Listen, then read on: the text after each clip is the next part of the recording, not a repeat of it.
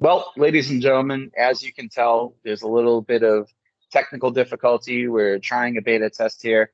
It's been a long time since we've done a live watch, and we're doing it in separate locations this time. So there's, a little bit of syncing problems, but we are trying to watch completely through Backlash 2023, give you our commentary and our thoughts. And if this is something that you guys like, please let us know and we'll continue it in the future rather than just the individual recap reviews we do. So right now we're opening up. I am with Mr. Donnie Wonderful, aka Hey, DW when you're in trouble, call DW. And we are opening up with Bianca Belair, the soon to be SmackDown Women's Champion, versus Io Sky. who's the ring announcer? She's taller than everybody in the ring. I don't know. She looks new. No, is that Samantha Irving, the ring announcer? I think it is because she's got like serious pipes. So yeah, Is- Hold on, is Bianca getting the pop? Because I have the volume down so I can hear you. yeah, she's getting a pop. You can turn the volume up a little bit. We'll talk over it. It's a live watch through, so they know where it's in the background. Yep, hey, you're absolutely right. This is Yeah, unedited, unfiltered, live correct. time reaction. Goodness from STR. And I'm already gonna lead off and say that this is likely gonna be a 2.5 count for me. I was thinking it might be a two. The only thing that would put it at a 2.5 is probably Bianca. But I agree. And you know what's cool about doing this live is we don't have to remember what our ratings were. So we can get it right on the spot as soon as it finishes. But I hope EO has a good showing. She should. Yeah, She definitely definitely should. deserving. I don't think there's a bad woman wrestler, a Japanese woman wrestler at all. No, Even going back all the way back in the '90s to Bull Nakano, like they're yep, all good. Oh, yeah, I agree. EO is definitely more favored here. The crowd likes her better. If you heard I the "Let's wonder. Go EO" chants. I wonder why. Like yeah, like because like even if you look at like Cultaholic and What Culture Wrestling, like they've Mhm. done a good job of pointing that out too. Like Yeah, EO's getting a lot. She's getting pops everywhere she goes, and well, she it's just it's organic. deserved. It's definitely deserved, right? Like, look at that. She's very fluid in the ring and believable. You know, could she fill the Asuka type role? No, but she's definitely a good foil and alternative for Bianca. Hell, I wouldn't mind if she beat Bianca. Honestly, it wouldn't upset me, but I just think she's on such a roll that probably keep it going. Like maybe Trish beats Bianca. I don't know. Look at the athleticism. Yeah, it's great. Definitely good. Way better than Bianca and Alexa. That's for sure. I'm never gonna let that go. That was awful. I love Alexa too. Just crazy. But yeah. You love Alexa more than the man. No, hell no. Absolutely not. Like I always maintain that, objectively, Charlotte Flair is the greatest woman to ever lace up a pair of boots. And I don't think that will ever change. However, my preference is Becky Lynch, the man. That's just a personal preference. But Charlotte is superior for sure. I hear Brady adding his Yeah, I input. know. And you know what was crazy? He's been quiet all damn day up until the last half hour, and I've been bribing him left and right, and now he's coming alive. Like I knew he would do this. Here, take this, you little brat. That's the Fuck. Smart Tank Revolution mascot. Yes, sir. If we are the no, he definitely is because he barks on perfect cue every time. Always. Always. So I hope this match goes completely just the two of them with no interference. That's, Till the pinfall.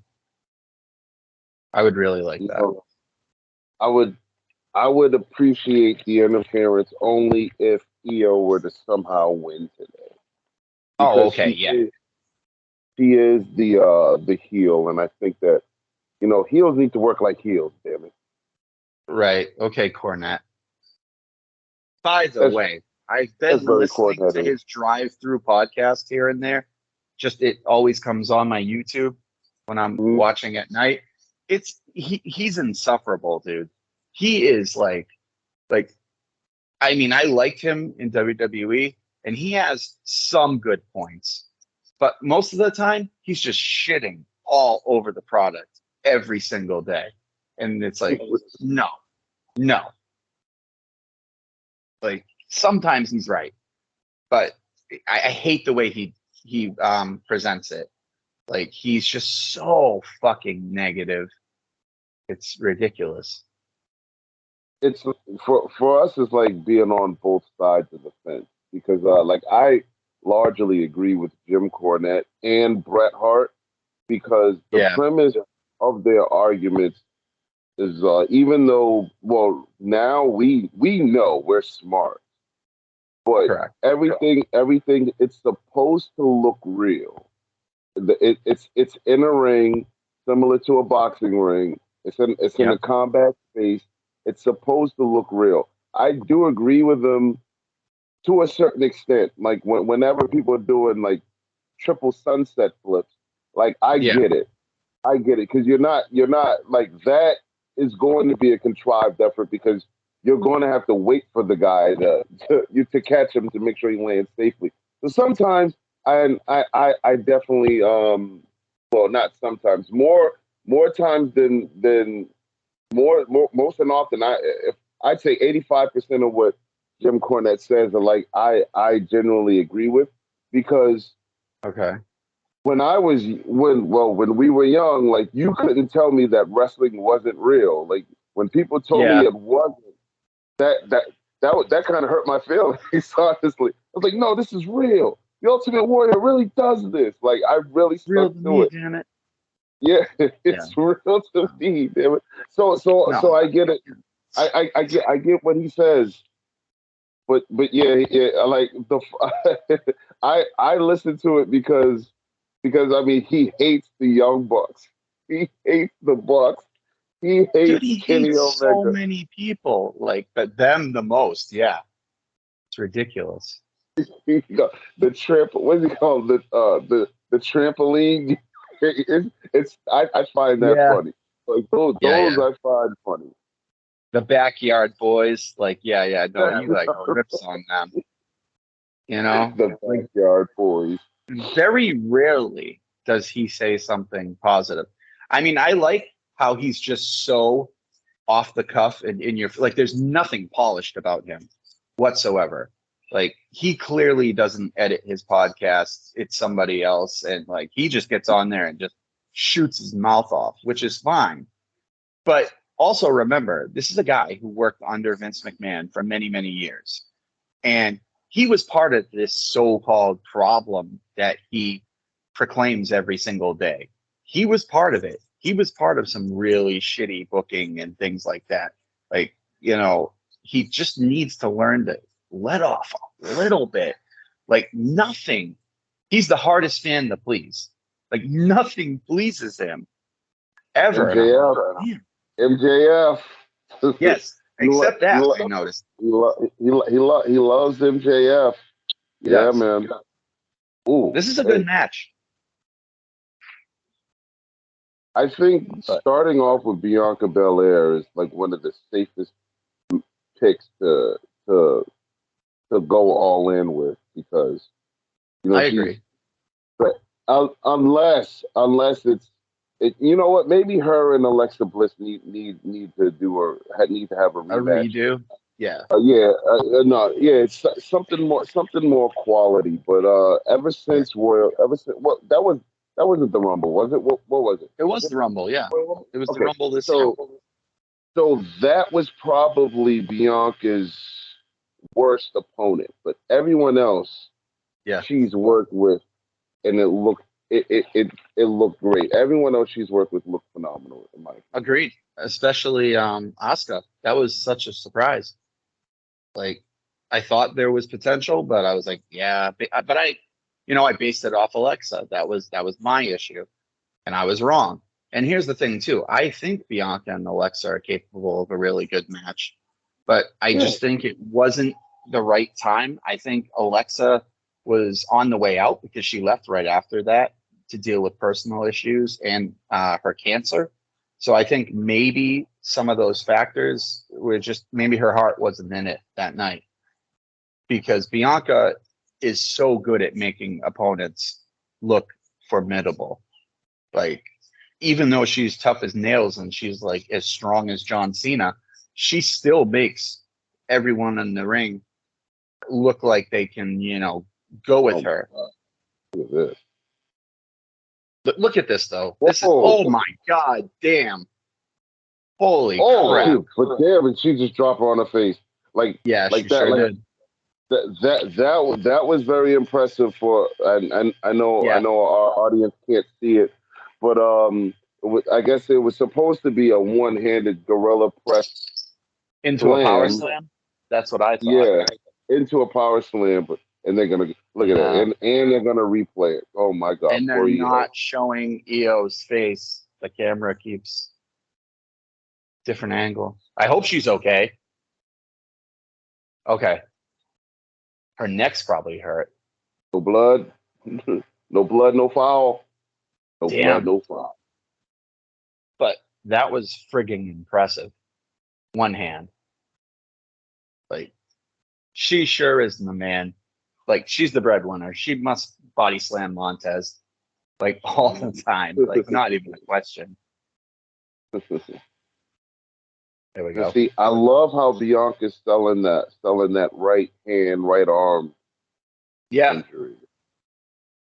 Like I said, I just like how Bianca, Ooh. even though she's clearly the favorite, creative wise, always makes her opponents look like, hey, it is possible. It doesn't feel contrived. She's really good at it. That was Oh sick. no! Wait, was it the left hand or the right hand? All the crowd is I thought, popping. dude, the crowd's behind EO wholeheartedly. It'll be interesting to see who the crowd's behind with Zelina versus Rhea. Because at the press conference, Rhea got a huge pop, even though Zelina is the hometown girl. So Legitimate. Also left here we go. Ooh, That was okay. Her braid looks awful. It got like all ruined. Oh, hell no.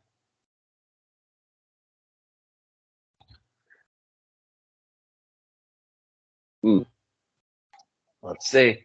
When was the last time Bianca wrestled Charlotte?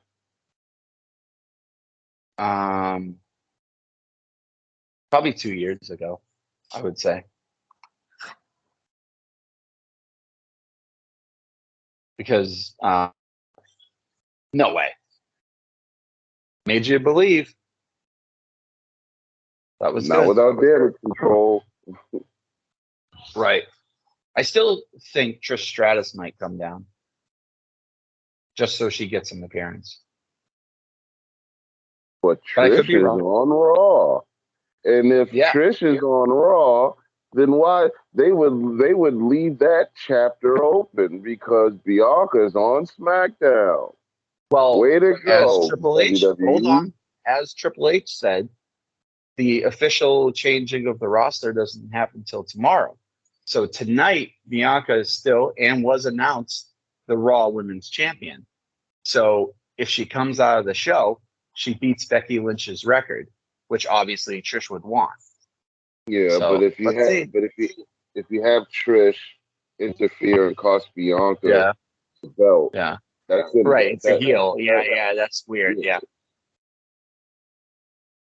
But then again, I don't know. She went outside. it could be a Vince move. Could Yeah, be. that Damn, that looks that bad. that braid is struggling for dear life. Yeah. Needs triage.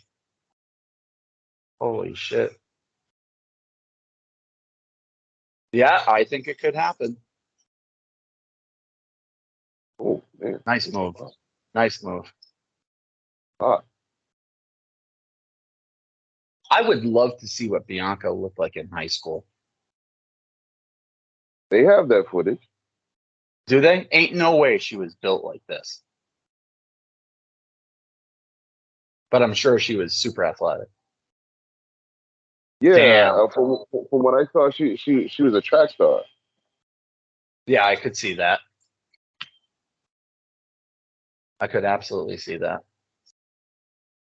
This is a good match. Like I'm trying to think. Like now, everybody does that moonsault so beautifully. Who does a terrible one? Charlotte is the best. Don't even Yes, yeah, argue. she's the best. No, I'm saying who does the worst moonsault? Who does a Lita. bad? Fucking Lita.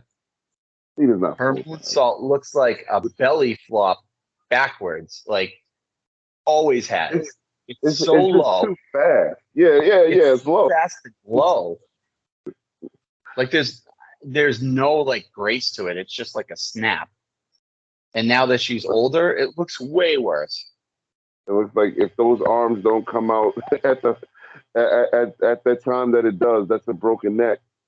But Easy, yeah. Kurt Angle's moonsault it used to be full and slow. Yeah. So to me, the two best moonsaults ever, Kurt Angle, Charlotte Flair for women and men. And Oh then man, honorable mention would be Cody Rhodes has a really nice moonsault. Let me think of who else. Trying to think of who else. I Those are the got only ones that really come to those are mind. the only ones. The Holy crap. only one. Oh Well, man, right now. This is crazy. you said Damn. you said of all time or current wrestling. No, all time. Kurt Angle and Oh Charlotte. man, I'm surprised. Nice kick out. Okay, this is already into 3 territory for me. This is at 3. So for all Look at time that. moonsaults. So for all time moonsaults, I Okay. oh wait I damn I have to dot Chris Jericho off because No. he almost broke his neck. But Yeah, Alex no. Wright, the Das Wonder Kid, Alex Wright, Shawn Michaels had a great moonsault. He did. He Uh, did. I agree. X Pac, like the 1 2 3 Kid era had a great move. There, yep, there they go. There go damage Yeah, yeah, control. Oh, yeah. the braid. Damn, that thing's gonna pop off. KOD. I love this move. So sick. You know, nail it. Oh, good reversal. Nice. Oh, I thought that was the whole. Oh my Whoa, God, dude. I thought whoa, that was that it. was over. That I was thought that was great. over. That was great. Yeah, this is 3 territory all the way. All the way.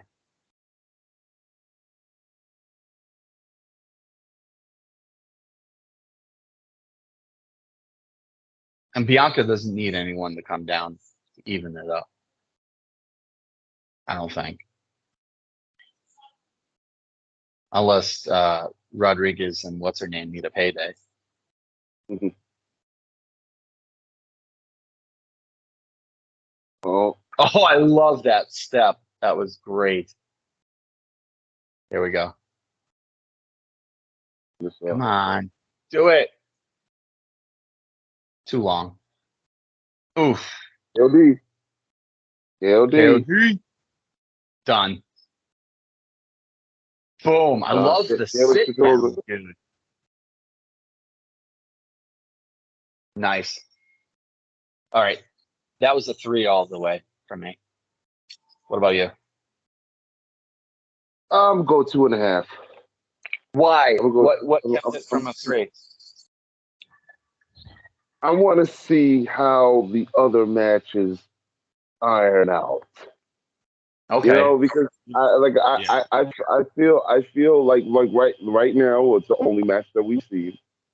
But Yep, I get it. great. This was a great opener, and this Yeah. is the match that people are going to top. That the rest of the show is going to have to top so far. Yep. Yep. I get it. You don't want to go too hot out the gate because the rest of the shows. Though I have in the past. Oh, I same here. have in the past. I've given a 4 count right off the gate. Although I can't remember what, but Backlash last year. Seth and Cody, I gave a 4. It was the first match. Yeah, but you kind of knew that that they, you know, that pairing works. You kind of knew that was going to be another Yeah, that's 17 why star Dave Meltzer classic. Right. That's why I think they're gonna run it back for the world title Oh God. at the end. I really do, but I just don't want Cody to win. So I hope, either Brock costs him or something happens and he goes for Roman. You don't want Cody to win tonight. That's what you're saying, right? No, I'm talking about You don't my want Cody to personal win the title. It's gonna be fucking Cody versus Seth at Saudi SummerSlam? for the title. Saudi. No, Which I thought. don't. Oh, for the title. For the title. Yeah. I don't want Cody to win it. So I'm hoping, Brock or something. I did hear rumblings that Drew McIntyre could come back as a huge heel, which I wouldn't be opposed to at all. So Drew. So right now, who's the monster heel that's exclusive to Raw? On Raw, well, no. Omos? Oh my God, yeah. I guess Omos and let me think. Hold on. Who are the heels on Raw? I don't even know. I just absolutely blanked. For the women, I know, but for the men, I can't even think. Omos, Bronson Reed, which I mean, They're building Bronson Reed. Gunther. Yeah. Oh yeah, Gunther is now on Raw, so there you go. Yeah, Raw needs a huge heel, so I'd be all right with Drew. San Juan.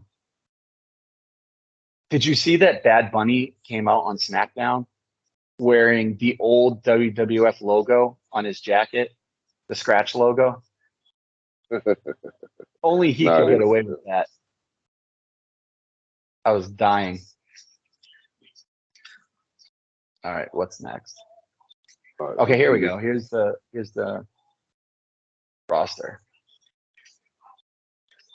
Yeah, they got like no big heels. The Miz. Damn. Dom.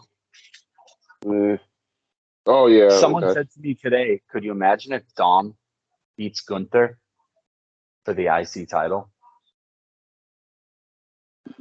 That would be dumb for them to book because they're both heels. That would be insane though, if that occurred. Yeah, look at this. Freaking stack.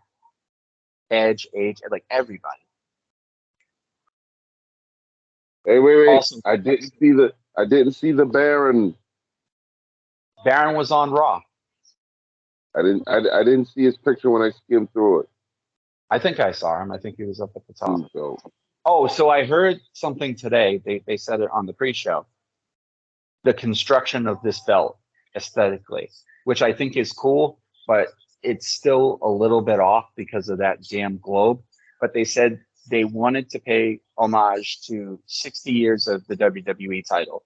So it has 60 diamonds exactly. It's shaped like the WCW World Heavyweight Championship to pay towards that. And then it's also got flares of the winged eagle, but I don't see the winged eagle in that belt at all. Do Just the you? globe. Just the globe. That's the only thing that they have in common. Just the globe.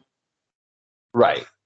Otherwise, I don't see any like of either winged eagle, the attitude or the vintage. Like They I like needed the they belt. needed an actual eagle Right. because you have the logo on the front of the belt, but you also have it on the side plate, and Right. you just see it too much.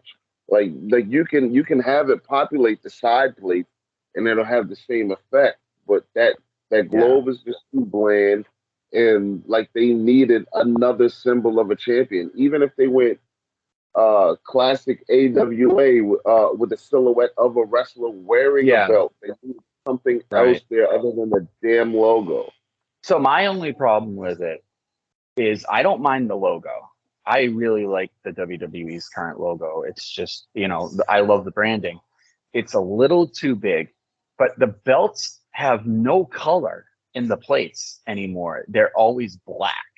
And I think that ruins it. Like it Yeah, needs something to distinguish it. So what I was thinking is when Roman eventually loses his titles, or let's say they retire them and make a new title, just one.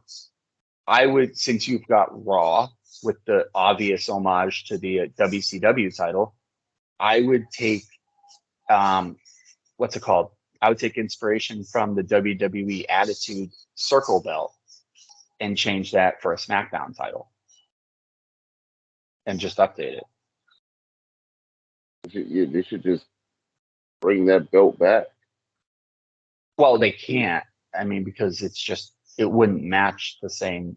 I mean, they could tweak it and make it similar because essentially what they're doing is 2004 again with world title on Raw and WWE title on SmackDown. So why not? You know, So that's what I. Roman's not gonna have his two belts. They basically just have to give up one, and they both look the same, so you barely know the difference. Right. Roman Reigns deserves the new shiny one, the new grand looking one, or a grander looking one. Because hey, as Agreed. much as as much as we talk about what this new belt should improve on, I think you and I would agree unanimously that it looks better than both the belts Roman are holding. So Yeah. I agree. Even though I own both of them and I like them, it is time for a change. That's been around since 2014. So why not also at Night of Champions for the 1000th day debut a belt for Roman? Like I'm yeah, talking about. They might do it because my guess is they're going to collapse the lineage of the Universal into the WWE, but his reign will still be considered the Universal star. That's my guess. Because you can't get rid of 60 years of WWE title lineage for a Universal title. You just can't. and they can You know? also go with like there's gonna have to be a moniker that separates Roman Reigns from the other champions. Yeah. Um, in boxing, they can borrow that logo. They can borrow they call Roman the lineal champion Okay. because he beat the men. He actually beat the champions. Yeah. He didn't have to fight in the tournament. He beat the champion. He deserves another moniker as current champion that elevates him or that says, hey, he's not that this new champion's not the real deal, but Right. he actually for Roman to have these championships that he's holding, he beat the other champions. These guys, this is just a new belt. They had a tournament to crown a champion. Yeah. So No, I agree because I would definitely call him the lineal champion. the lineal champion. Okay. Well, they got to get rid of the undisputed in the moniker because it's fucking disputed with the existence of another belt, you know? Yeah, yeah, But yeah. I agree. Roman is the champ. no matter who ends up winning that Raw title, Roman to me is the real top champ. I don't care how you slice it. He's the guy who's setting the records that we'll probably never see again. And, he deserves it. This is just, 2004, Triple H creating a belt so he's not on Raw by himself without a belt. Even though for a couple of years, if you look back, the feuds and the promotion treated that world title as the top title. Even when Brock and Kurt held it, like Triple H was pretty much viewed the top guy. Wouldn't you say? I agree. Yeah, because WrestleMania 20, what was the main event? Triple H, Shawn, and Benoit. Yeah, that's what I'm saying. So, it bounces back and forth. But as far as what a start! Damn, that was good. That was a good start. Something new. And that makes sense too, right? He's fucking sitting there, singing, having people sing his song. Why wouldn't you attack him? No one's done it yet. This will be interesting. I think this will be short too. Don't you? Of course it will be. Yeah. In a perfect world, Omos needs the win without Seth looking weak. Because Seth doesn't need to beat Omos. He beats Omos. It's like, who the fuck is Omos beaten besides that jobber on Raw? So, And I love MVP. We all love MVP. Mr. 305. Like, oh man. I love MVP. He was cut short. Didn't he go to Impact for a bit? Did he win anything? Because I wasn't watching back then. Me either. Yeah. I didn't watch Impact until Kurt Angle debuted against Samoa Joe, and then I was glued. 06, huh? I was on before it was Impact when you had to get it on pay-per-view. Yeah, TNA Weekly, the weekly pay-per-view. Well, yeah, but before they named it TNA, I can't remember what it was. It was NWA. It was NWA TNA for the first year because Truth was champion after Shamrock, and then Raven was champ. But that title changed hands almost every week, if you recall back then, until Jarrett got it, and then it was just a stranglehold, off and on. Jeff. But I remember, it's funny mentioning that pay-per-view show. It was like $10 back then. I used to go to a friend's house and order it because, it was something different.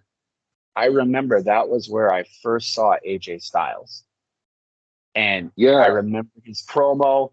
I remember everything being presented, and I shit all over AJ Styles at the beginning because I'm like, who the fuck is this hick? He is awful. And my buddy's no, he's really good in the ring. I'm like, I don't care. You didn't remember AJ Styles in WCW? No, I know now, but I don't remember him in WCW. That went over my head. So TNA was my first, but I didn't like AJ until Fortune, and I didn't really, really like him at that point. I loved AJ when he started feuding with Dixie Carter and becoming darker. And then he left to do the Bullet Club in Japan. I became a huge AJ Styles fan from that point. And he's one of the best ever, in my opinion. But man, was he rough beginning. He was brutal on the mic. Worse than Jeff Hardy. But Jeff got better too. Jeff Hardy. So I don't always pick them right at the beginning. They have to win me over. Like Roman? Oh my God, what a train I missed. What was I not seeing? He is unbelievable. Eventually you will acquiesce to the way that I see things. That's I do. why I'm wondering how much longer will you hold off on the Baron? Never keep waiting. That's your only blemish. I don't think it's gonna happen. I really You, don't. But you MJF, Roman or Reigns, no? yep, I did. 100%. Yep.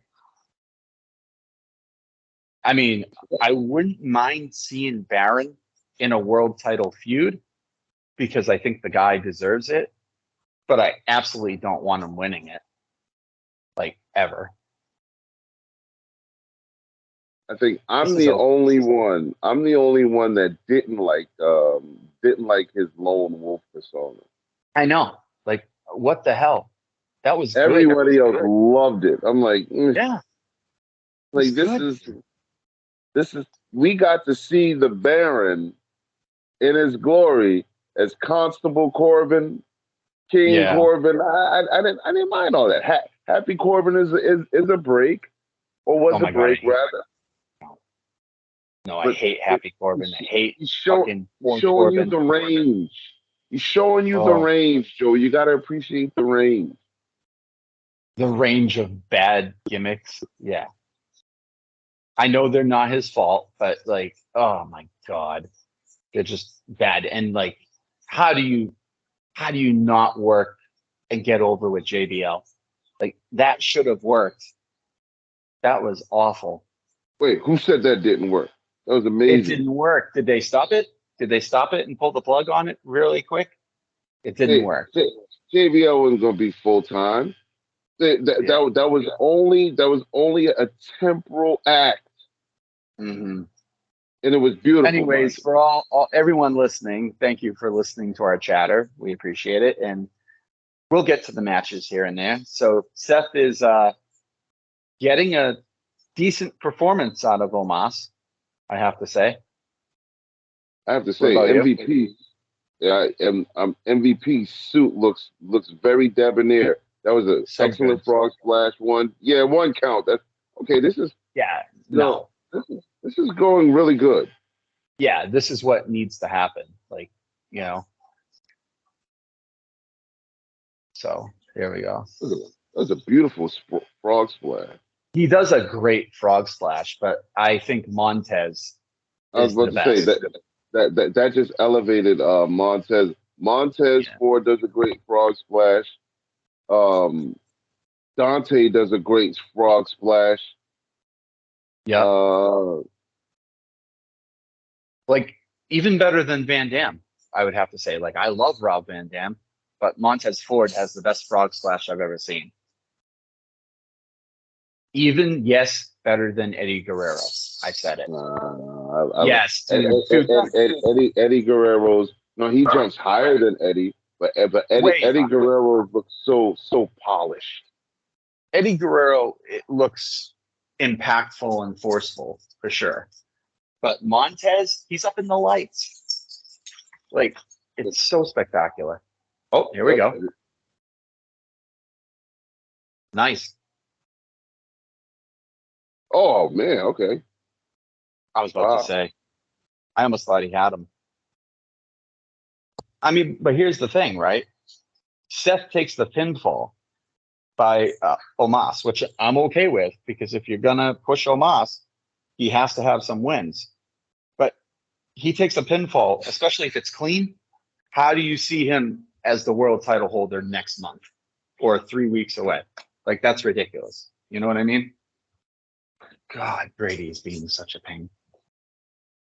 Whoa. Can you hear him? No. Oh, good. Okay. Take it. Go. God. Running out of bribery. He's gonna start barking in an hour.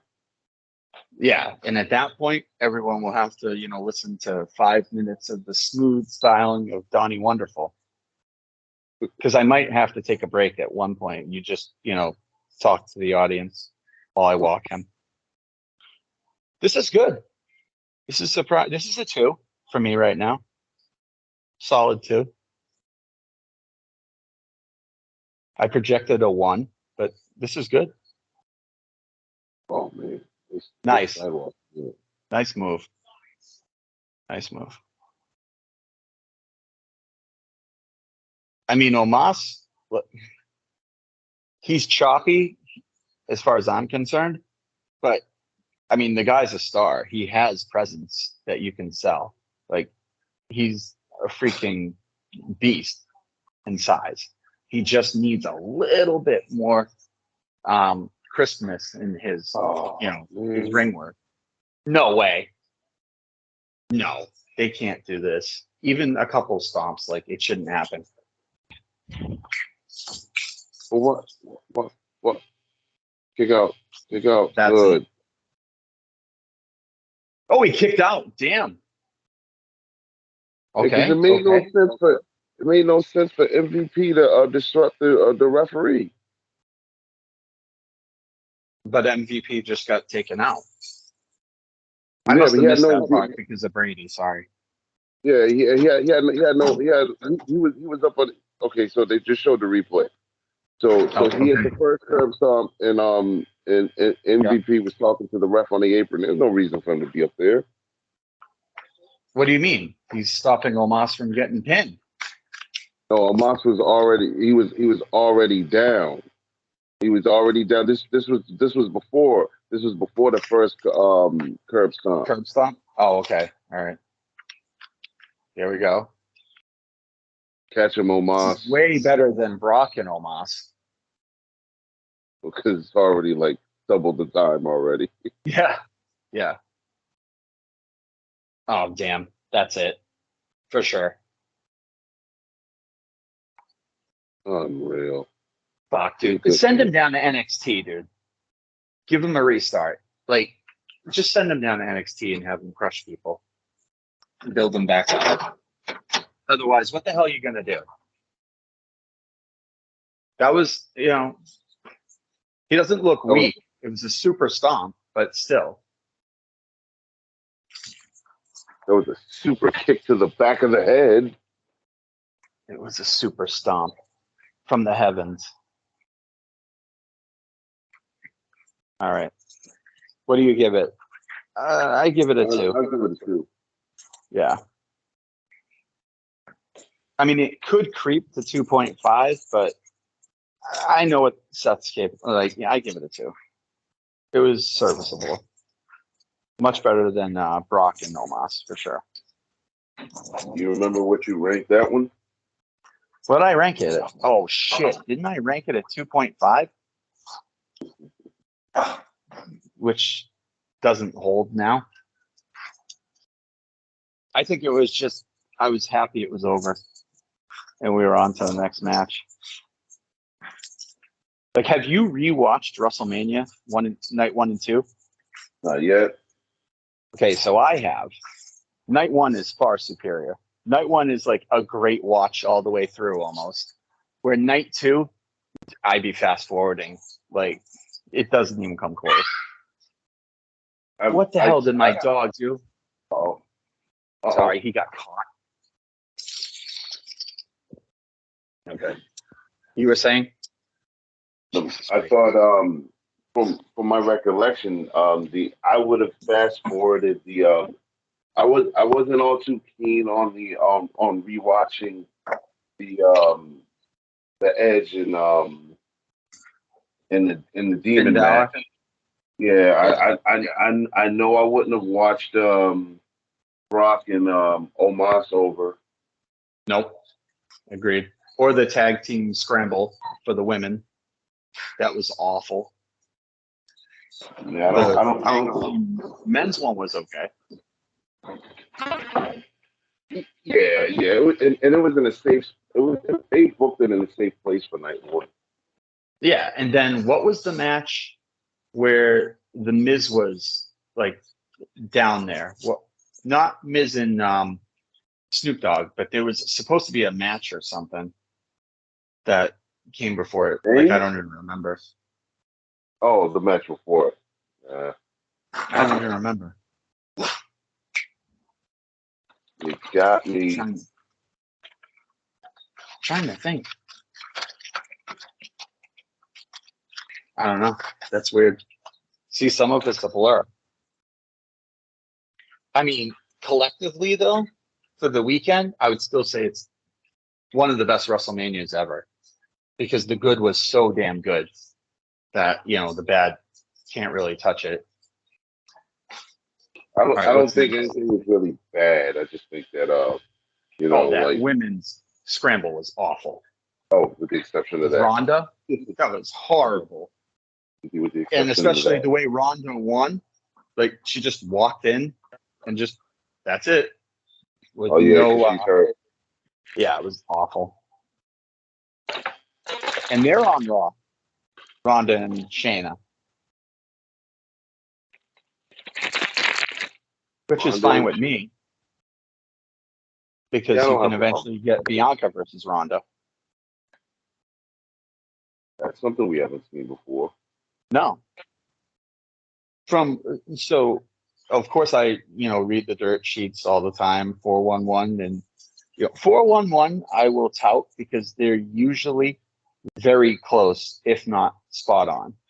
They're most reliable, I feel. So from what I heard, when Charlotte comes back, they're sending her into a feud with Bianca right away. Oh, here we go. Your boy. Bobby, I love B O Bobby. B B Y, B O B B Y. Who do you got in this? I say Theory. Well, I actually don't know. I like because Really? if if if they really are gonna put Bobby and Roman next, I Yeah. doubt they're gonna want Bobby as the U.S. champion. Agreed. Right. Could you see them putting it on Bronson? I wouldn't mind it. Well, no, Bronson's on Raw now. Well, he Oh, was always on Raw. that's right. That's right. Yeah. Everything takes effect tomorrow. I mean, Monday. This is so confusing, some of this. But like Theory, I like Austin Theory as the US champ. Now that we're through Cena, like it's a good fit for him. But I also heard a rumor that Austin Theory might be the favorite to win the Money in the Bank, which I would hate. 2 years in a row. Oh yeah, Like, go ahead and do it. A-Town down, baby. Let's do it. the more I've researched Austin Theory, the more I do like him. Like as a person, I really like him. I think he's a really good person. I respect where he came from.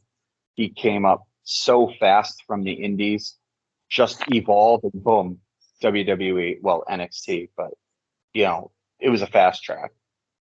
His character though needs so much work as far as I'm concerned, still, because he's still very generic. Not in the ring. His ring work is great, but his character work and believability needs some serious polishing. He's gotten better, but like he has a long way to go as far as I'm concerned. That's what holds him back for me.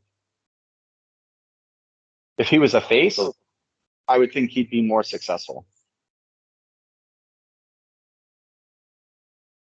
Mm, I'm gonna I enjoy knew this you were going to baby thing. disagree. I mean, I'm I, gonna enjoy this heel run run right now. yeah. I think he will be good as a baby face. I think Yeah. well, I don't know whether I really believe this or because John said it, but he's basically John Cena. No, he's not. I mean, there's parallels. John Cena was super charismatic as Started off soon as as a wait, no, started not off as a ruthless what? aggression. He started off Yeah. as a heel.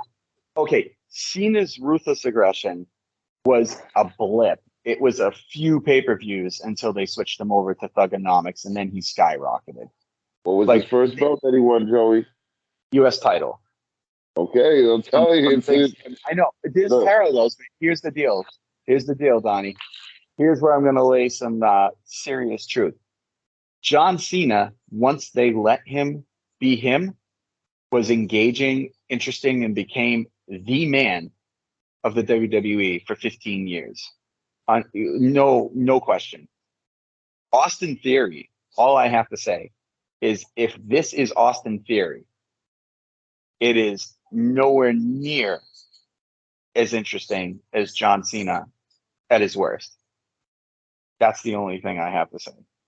They're riding the same path, Joey. This is 15 months in, and I think they're giving him the John Cena route. I don't think so. I mean, he will for sure be a world champion, at some point. Absolutely. But I don't know. Oh, damn. Oh, man. I guess I don't. I like this gimmick change better than the selfie one. But I don't know. Like, he should not get a pinfall over Lashley clean. To me, no. It's just like the people he's beating, I'm like, come on. No. There you go. Get him, Lash.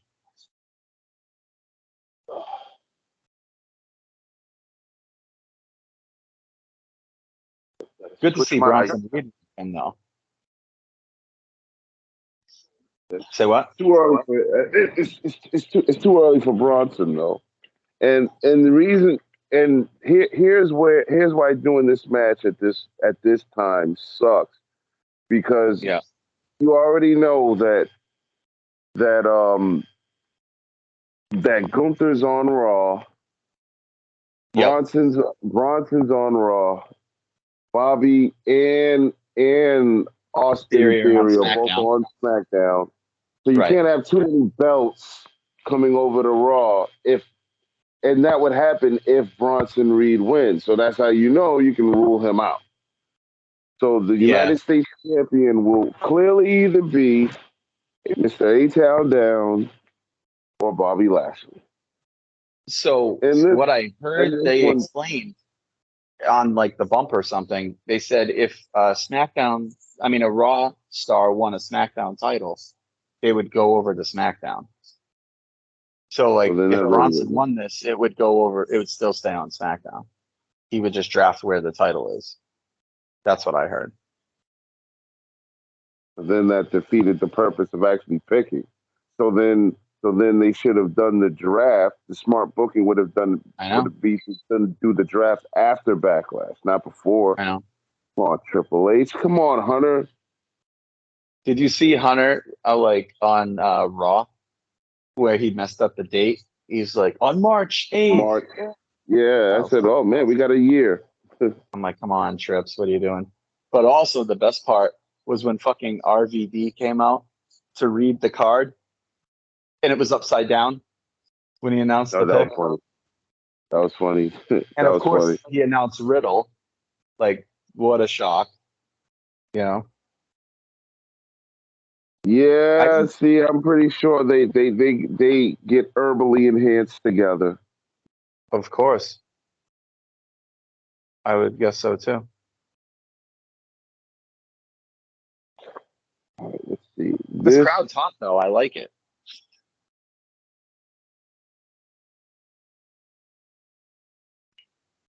I'm going to say that this is going to be a 2. Yeah. I'm going to say the same.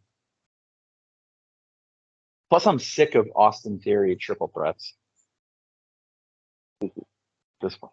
Damn, that was nice.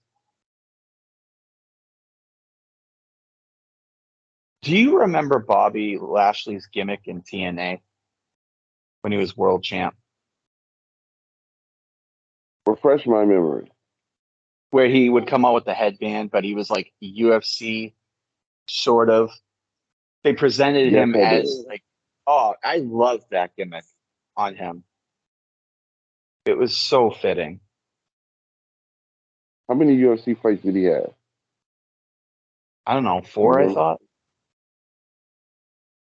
Did he have 4? Either 4 or more. Oh, that's the rope. I'm like, why is Lashley's titty vibrating? I'm like, what is going on? It was just the rope. That was weird. Anything can Did he happen on the actually? Smart Tech Revolution. Absolutely, folks. Be prepared. Like Scar says. Oh, tsunami.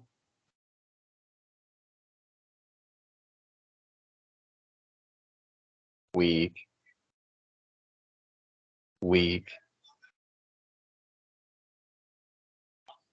Oh, I wonder if Senor McMahon will make an appearance tonight with his mustache. That would be funny. Hide, hide your paralegals.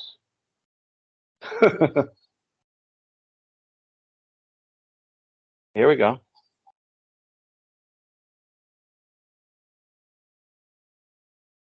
Oh, come on.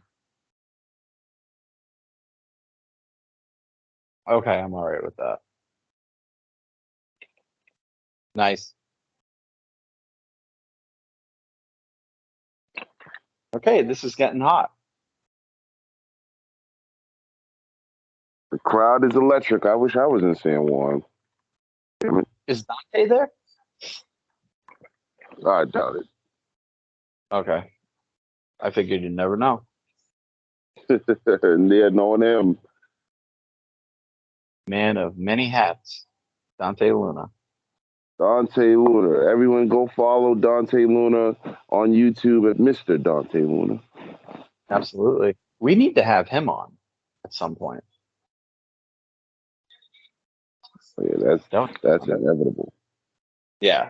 And I would love to get Johnny Fabulous on here one day.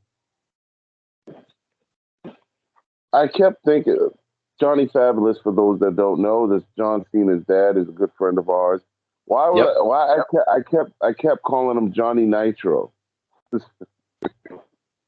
Shame I on got, you. I got I didn't say it out loud. I was like, wait a minute, no, that's not Johnny. Damn. It's like I Damn. couldn't get past Johnny Nitro. Hey, there you go, Bronson. Freaking theory extended all the way on that. That was impressive. Okay. I Here we see the go. John Cena parallel with the strength too. Curse you. Wow. There you go. Oh, all right. I'm all right with it. That was a good win.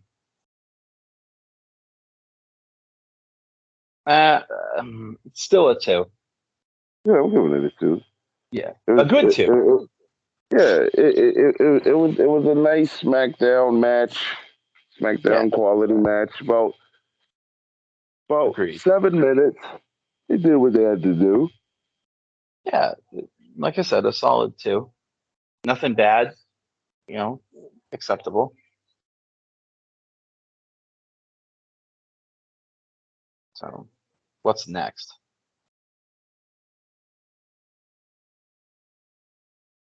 So far, I think we both agree match of the night is Bianca and The Io. opener.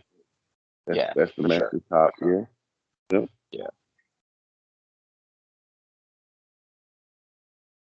Going to be hard to top that. Let's see what Cody and Brock do. I think the fact that they're not the main event, I think they could surprise some people. That match might actually go over 10 minutes.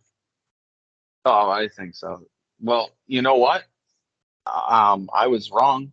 I said Cody and Brock was going to begin. They might very well be in the main event. Not over Bad Bunny. And Oh yeah. No, you're right. yeah, you could have Bad Bunny and Damian be the semi-main event, like right before. But here's the thing: you're in Puerto Rico. You haven't been here since 2005, which was a terrible show. I don't care what anyone says. What show was it? It was the one where Triple H won the title from. It was like, oh, it was Elimination Chamber. But it hold on, was it? I can't remember now. I know Triple H won the belt. to end the show, but it was very forgettable. Obviously, I can't remember one match. We'll have to look it up. I think it was New Year's Revolution 2005 in Puerto Rico. Because there's a documentary about it. Like, so much shit went wrong. Yeah, Google it. You're on a laptop, right? Was it? No. Was it? Maybe it was December to Dismember or something like that. No, that wasn't Puerto Rico. It was 2005. It was Triple H was the main event. I'm just trying to remember what it was.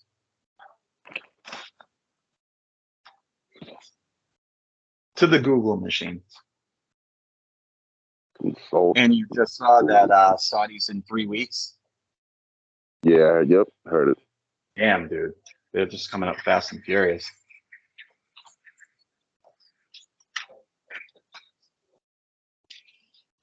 What does it say the main event was? For Saudi?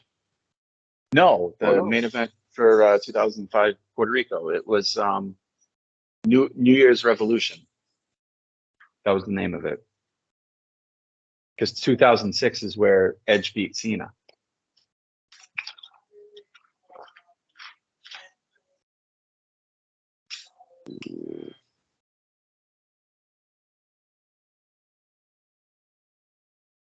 Go. Come on, Brady.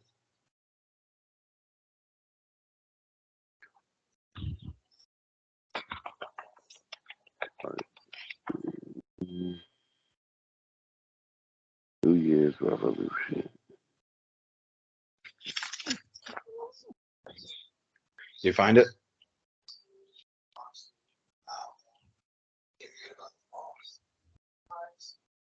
All right, let's see. That was.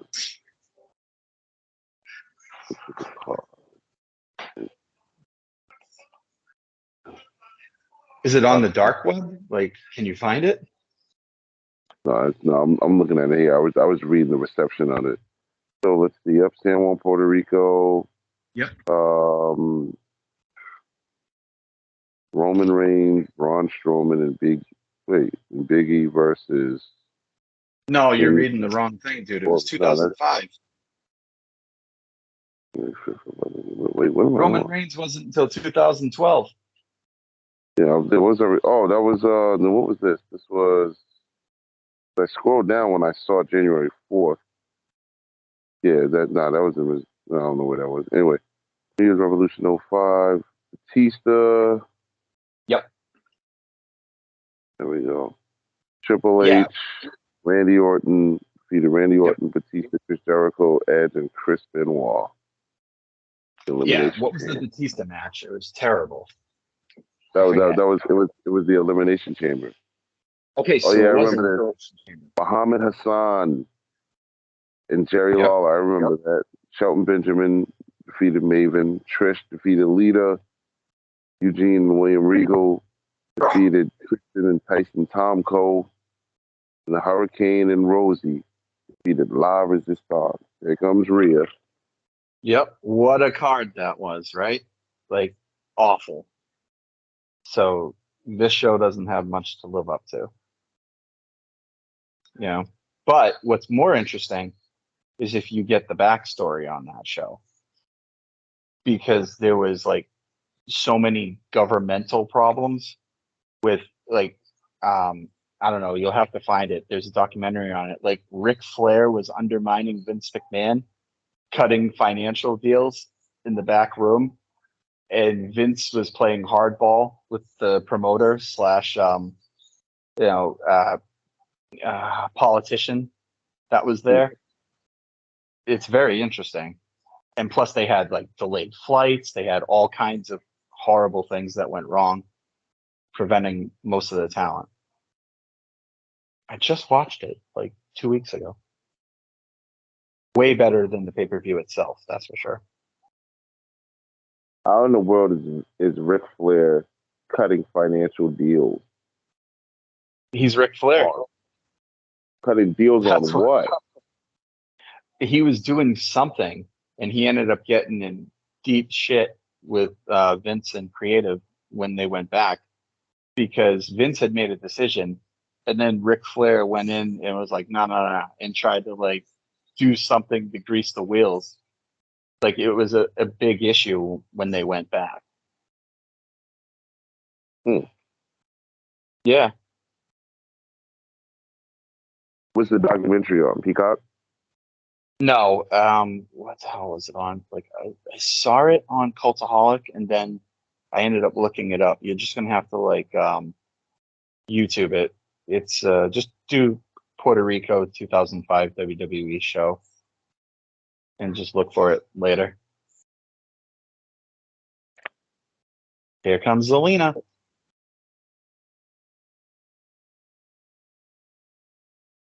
Puerto Rico. I like it. I like it. That's awesome. But I think they're popping for the flag, I think to be honest. I think this is I think this is the match that all the bookies wanted to see. What on DraftKings? Both of their significant others wrestle for the other promotion, and they're Very in the true. same, and they're in the same, they're in the same stable. That's right. Yeah, Malachi Black and what Buddy Murphy, right? Yep. Now Buddy was with Alexa for a long time until she married Ryan Cabrera. Oh, sidebar. What do you think about the LWO being brought back? It was a cool shirt. I should have got one for I Cinco de agree. Mayo. That's about I agree. That's But, about yeah, it. They're I agree. not really taking serious. I mean, I've seen every time I've seen them on television, they jobbed out the guy. So That's what I'm hey, saying. Yeah. Like with like NWO or LWO, like it has a prominence. And I see them as jobbers, even with Rey Mysterio. You know what I mean? I'm not the biggest fan of it. well, one thing we're about to see today is Zelina Vega win the championship. Oh, look at the tears in her eyes. She's in Puerto Rico. Yes, Zelina's about to win this. Rhea, you're So she's finished. about to lose in 18 seconds. I wouldn't be mad if she won it and Rhea gets it right back. I would not be mad at all. I like Zelina a lot. Listen to that pop. For a good feel-good moment that Sami Zayn didn't get in Montreal, if they capitalize on it here, I'd be okay with it. But I don't think so, dude. Look at her.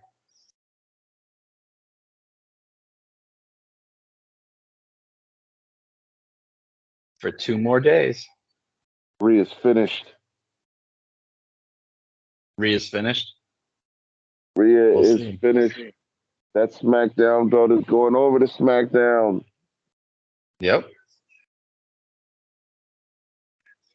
I hope they just swap off screen, since we know, like, they don't need to do an in-ring ceremony. Just like, okay, she shows up with the Raw title and Bianca magically has this. Like, I don't want to see a ceremony. They better have learned their lesson. Yeah.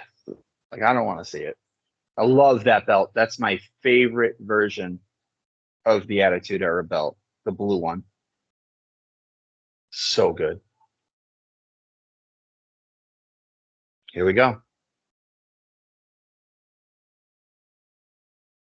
I like Zelina Vega. She's a really great Mortal Kombat 11 player. Not better than me though, but Yeah. I would absolutely. I just love her, period. For all the wrong reasons. She's adorable. But she is good. What does this guy do? Do you see the guy? Do you see the Jamie Ellsworth guy with the baseball hat? The same guy that was at WrestleMania? Yeah, the green shirt. They said that on Twitter. They're like, "Who is this guy?" He's the MVP of live shows right now. He's at all of them in that seat. I wonder who he is. You know what will be a real big impressive thing for that dude? If he has that seat in Saudi. Like, no freaking way. If he's up there ahead of like the Crown Prince's people, then you wonder who the hell he is. He has one more pay-per-view before I start doing my digging.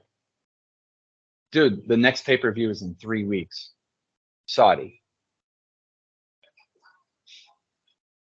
Nice.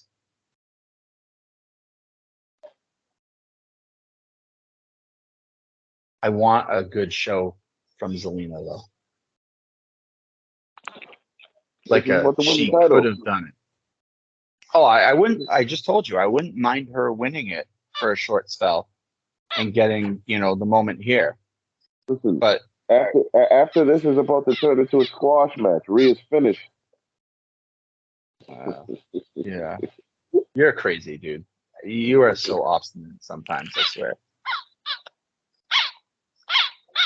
Now, who's Rhea really with in real life? Oh yeah, you just said it, Buddy Murphy.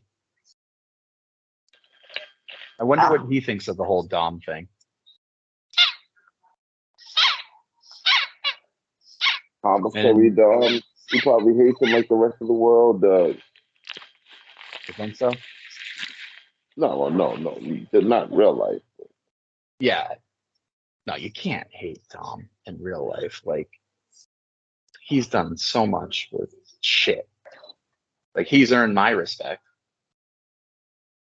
Oh, Rhea. Getting the Eddie heat. By the way, have you followed that situation online? The Guerrero situation? I saw Chavo. I saw a headline with Chavo. Oh yeah. Saying if that's how you work people, that was such bullshit. He was dogging on Ray, and then people flamed him, and he was like, "No, I didn't mean it. I was being a heel. That's how you get heat. That's how you keep it work." Okay, yeah, fine, dude. It would work if you were working, but you're not in any promotion. It was complete 180 backpedaling. But I'm not even talking about that. I'm talking about the stuff with Eddie's daughter. Have you followed that mess? No. Oh my God, his younger daughter, right? So Vicky Guerrero is remarried to somebody, but his younger daughter, Sherilyn, came out on TikTok like a few weeks ago, maybe 3 weeks ago. And she's like, I can't keep this quiet any longer. She got raped by Vicky's new husband on the Jericho cruise a couple years ago, the inaugural Jericho cruise. Wow. So Vicky came out and shit all over her and said she's a liar, she's bipolar, she's, disowned, and like, just complete like hatred for her. But all of a sudden Chavo came out and said, no, I've been supporting my little cousin, and this is, I believe her, this is true. And like a couple more people came out and they've been on her side. And like Vicky Guerrero is done. You will never see her booked anywhere again. Like the hatred that she gets now is insane. Like I went on her Instagram just to, poke around, because she put like inflammatory posts about her daughter and then pulled them back when people reacted negatively. So people hate her so much, Donnie, that they comment on every single post she ever made, even like down to years ago, and being like, oh yeah, what about your husband? Is he still touching kids? Is he still just destroying her?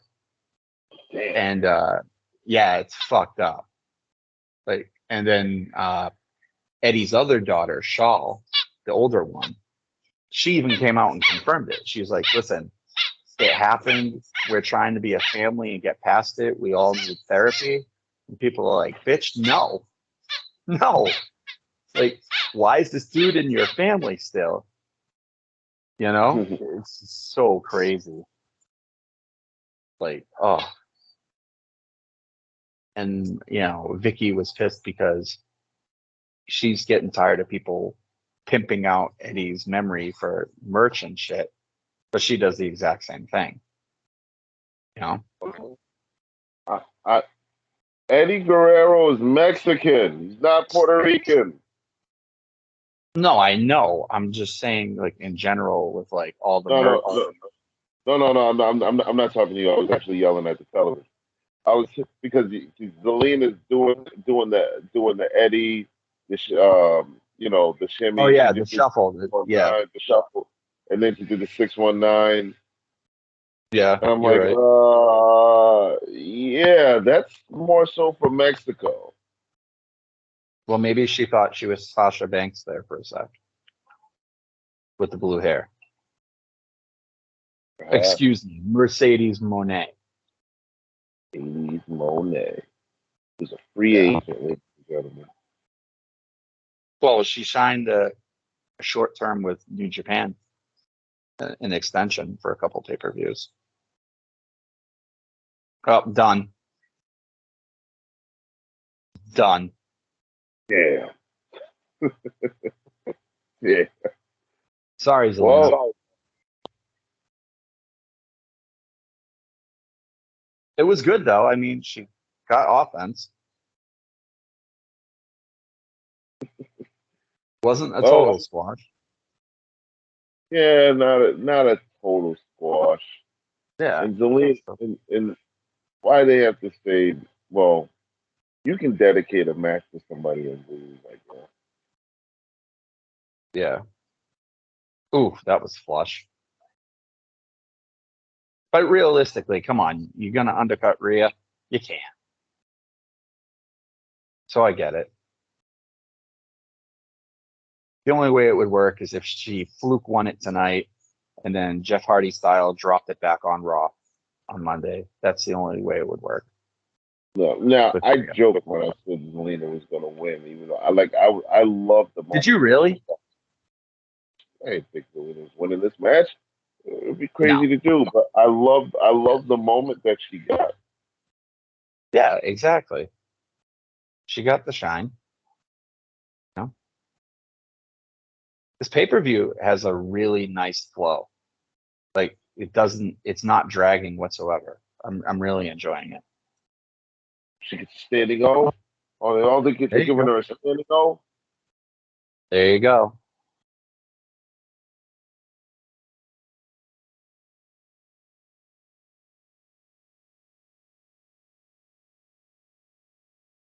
That's why she was crying. She had jobber face. She knew. The, the Same pride, the way pride, Cody cried, the pride of Puerto Rico is getting a standing O. which is good.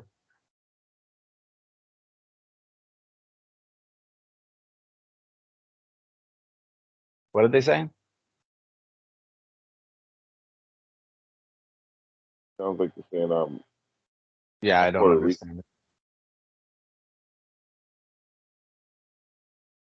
Hey, Fucking fine. loud though.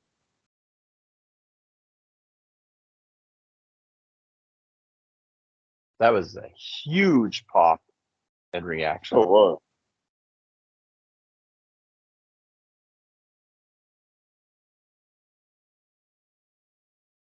Ole, ole. Ole, ole, ole, ole. With Sammy. I'm not even gonna rate that match. What do you mean? I'm I give it a 2. I'm not rating it. You kind of knew what it was going to be. It was more entertaining than I originally thought it would be.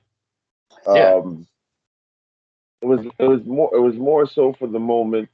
I can't rate it because I'm emotionally involved in seeing Zelina tear up But over such a powerful ovation. That's you all I'm going to remember from that match. you can rate it. We're not journalists. You can rate it. I rated actually, yeah, I rated a 2 for the moment and the match put together. But if there was no moment, that was a 1, So 1.5. that match, the match the match was a 2, Joe? No, the match plus the moment, which is the entirety of what we just watched, is a 2. It gets a bump for the moment, but without the moment, it's a 1.5. I'm gonna treat it as if it was a nice intermission and just go on Okay. to the next one. Because I mean good for Rhea getting heat. Get that heat. Get that dom heat. I can't wait to hear his pop or booze. Commissary Dom. I wonder what's next. Oh shit, we have the Usos, Sikoa and Sammy and Kevin at this point. I would say that's next. Either that's main or you put that mid, if I have to guess. Oh, this event is flying by. Yeah, it really is. That's how you know it's a good show. Nothing's dragging. I'm enjoying it. Not like in these freaking commercials though. Like that's the only thing I don't like. Paid commercial time.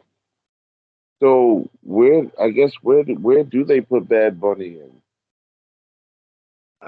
To me, either you go as long as it's a spectacle with a lot going on, you could put it as the main and send everyone home happy, or it goes on right before the main. I think those are the only two options. What do you think? Well, I don't.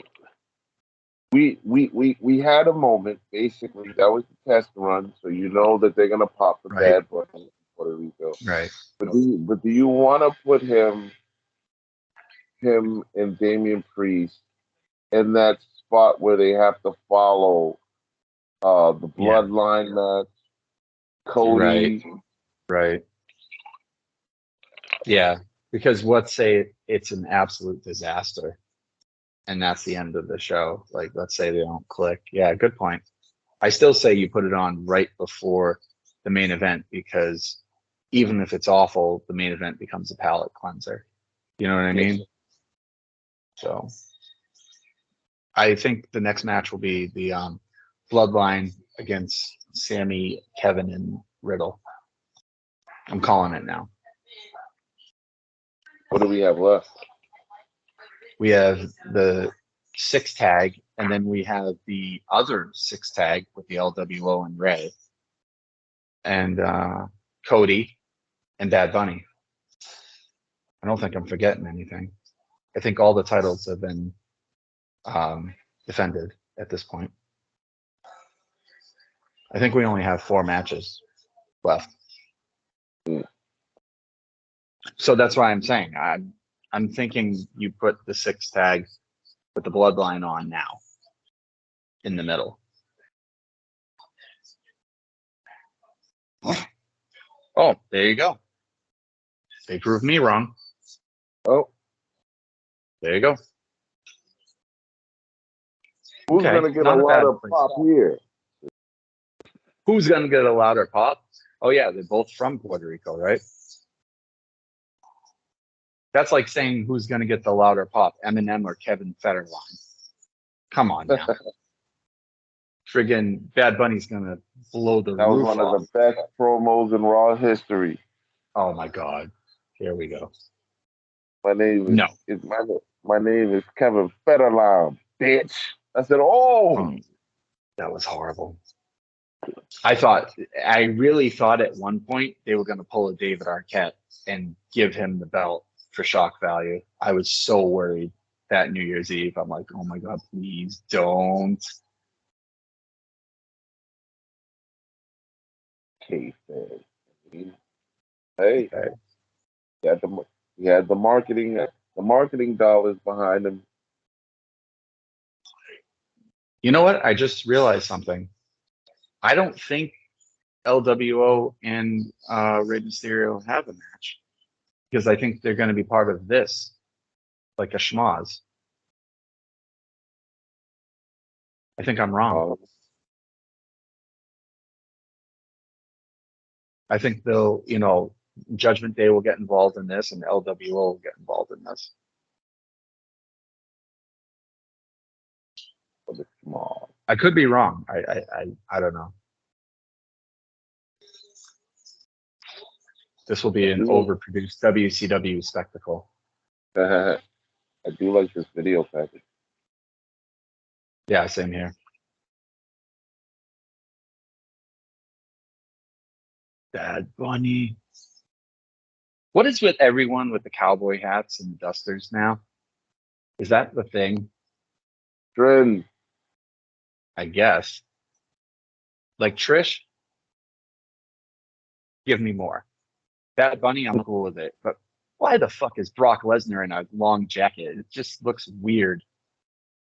Like he's less intimidating in that jacket. Brock Lesnar in that jacket looks like he's about to shoot up. But it's too early for that. I can't say that. This is a family program. You can say whatever you want. I've swear like 20 times so far. Brock Lesnar looks like he's gonna go postal on the post office with that look. Leave it at that. Yep. I don't know one Bad Bunny song. Yeah, you if it played, it would sound familiar to you because they're literally everywhere. Okay. He's not rap, right? He's reggaeton. Oh, okay. Like Sean John. I mean, not Sean John, like Sean Paul. Yeah, no. Sean is that's more reggae dancehall because he's speaking like patois. Like Bad Bunny is all Spanish, so that's the difference. Okay. Here we go. I love this song, by the way. It finally grew on me. I was jamming to it in the car earlier. Yeah, like the themes are really good. I still have to go back and crucify myself and acknowledge you when you told me Roman Reigns' new theme was amazing, and I heard it. God. I said, you loved it from day one. It took me about a week to acknowledge and say, you know what, this thing is pretty damn good. Yeah, you didn't dig it at first. I remember I reached out to you. I have no idea why I didn't. The moment I heard it on that SmackDown, I was like, this completes it. This is it. He has become, the evolution of the highest. Like, it was perfect for him. Whoever made that theme, genius. The other theme wasn't bad. It just didn't match the character, in my view. It was like Thanksgiving. It was like Thanksgiving Day leftovers. Yeah. Everybody else had moved on from it. It stuck. I liked it when he was coming out of coming from the crowd, but this tribal chief it's majestic. I love it. It is. It really is. By the way, in WWE 2K23, there's a character you can unlock that's 100%. It's Invisible John Cena. It's nuts. You see him. Otherwise, Roman's the highest. He's 99.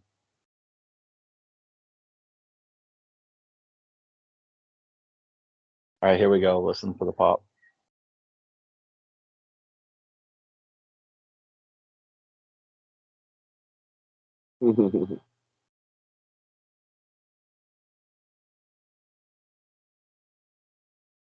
Yeah, he wins.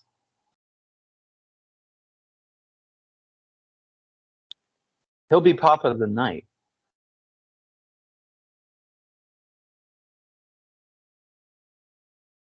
Yeah, of course he comes out to his own music. Well, yeah, that makes sense. It's like Jericho.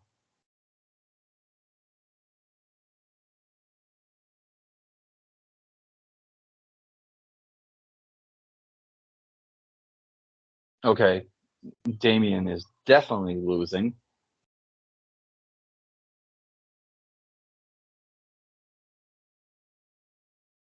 Oh wow! All right, New Jack. Nice. I haven't seen this since what's it called? WrestleMania with the hardcore battle royal with like Raven, Rhino, and everybody back then.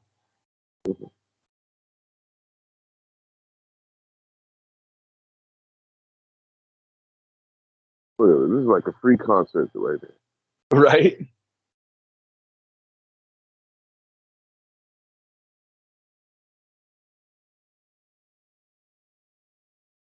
Well, he's over. And you must be happy because the kendo sticks are being brought to the ring. They're not meticulously placed under. Damn kendo sticks. And at least they're not color coordinated.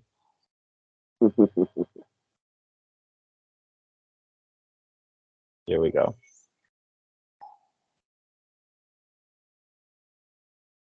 Yeah, no one's topping that pop tonight. It's fair to say they won't. I mean, maybe Cody, but I don't think Not so. like this. Might come close. Oh, I gotta send it to you. My cousin, Stevie Oaks, he's Yep. been chilling with Rikishi all weekend in Pennsylvania because they're both at the same convention and they're sitting right next to each other. So I told him, I'm like, dude, at some point, because he signed him a picture and he took a selfie and all kinds of shit, and they've just been chatting like all weekend. I was like, dude, at some point, ask him what he thinks of Trinity working in Impact. He's like, what? I'm like, just ask, because I'm so curious. Or what about the fact that there's some heat between Solo and Stevie Oaks? Ladies and Oh yeah, gentlemen, that we were there. Solo fears Stevie, Solo fears Stevie. definitely. WrestleMania 40. Stevie Oaks versus That'd be Solo great. Sikoa. The O has to go. Someone's O has to go.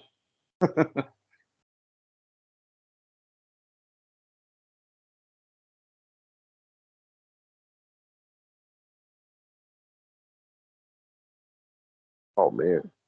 This is interesting, and it's on. Nightwolf Wow. engage. Okay, not bad.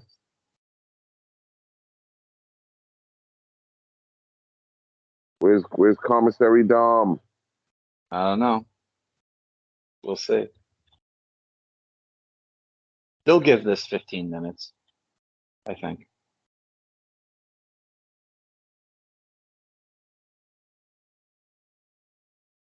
Oh, and another thing, he's, been there almost 20 years. I'm sick of Michael Cole getting moves wrong.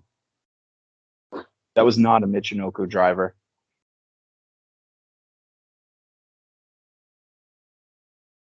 Um, Falcon Arrow.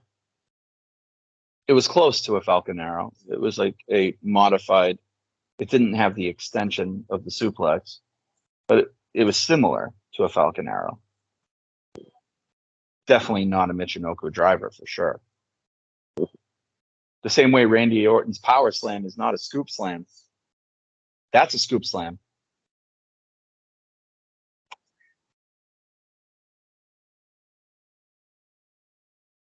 Michael Cole. The coal mine. I Were remember you a that. coal miner? God no. But I did like the booth. I thought that was cool.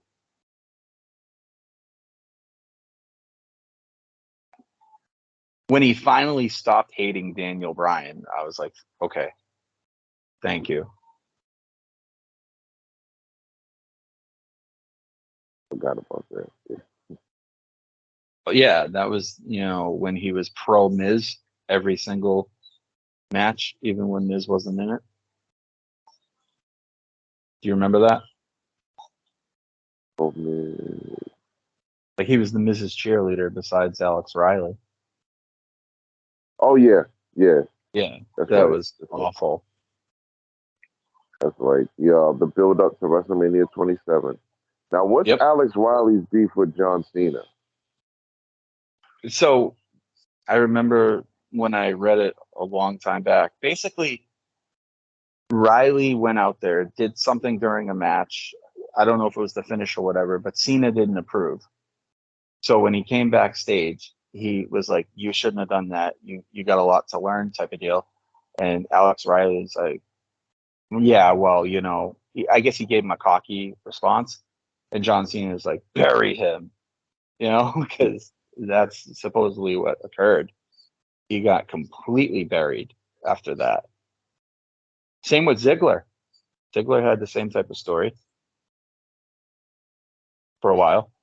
Now, I'm not saying, Mr. Cena, that your son buries people with shovels because he puts anyone over that needs to be put over, but there was something that occurred during that era where, John was protected very, very heavy and had a lot of influence.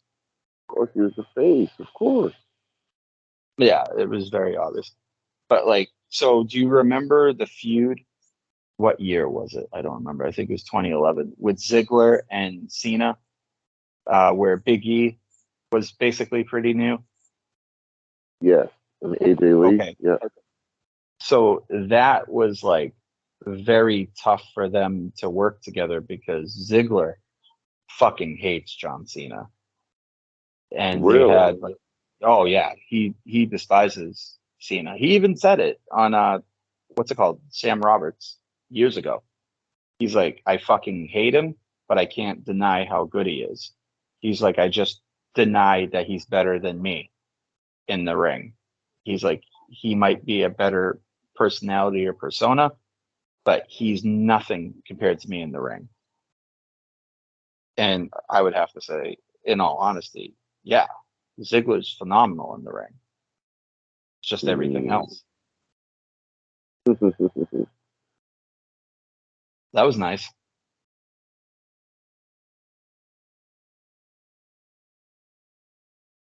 This really won't hurt Damian Priest if he loses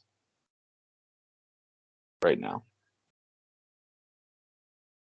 Oh, Yeah. kendo stick under the ring.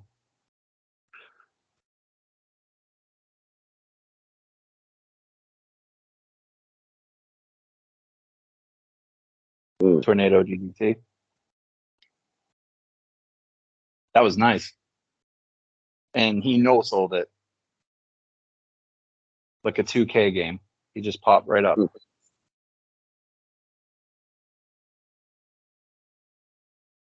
This place is going bananas. I know, dude. I was just thinking that. As Gorilla Monsoon would say. Yep. Fitting for a gorilla.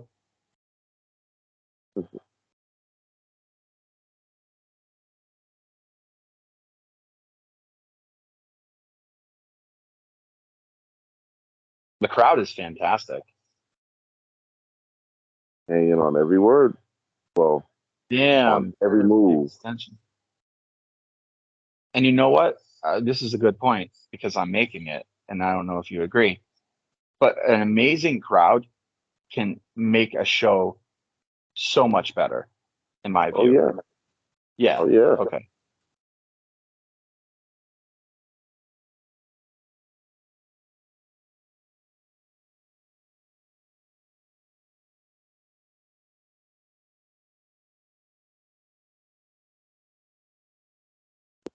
Okay. Not bad. No. Say what? He guys, I knew he was going for the kendo stick. I said, all right. Yeah, he loves the kendo sticks, man.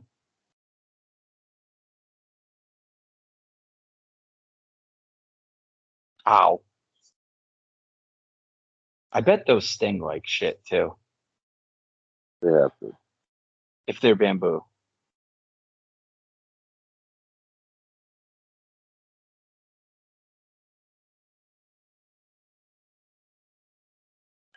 Hmm. I'm giving Damian credit for this match. He's selling like a bastard. There's the Falcon Arrow. Oh my God, he called it a Michinoku driver again. What the fuck, Michael Cole? Seriously. Thank you, Corey. God. Graves with the save.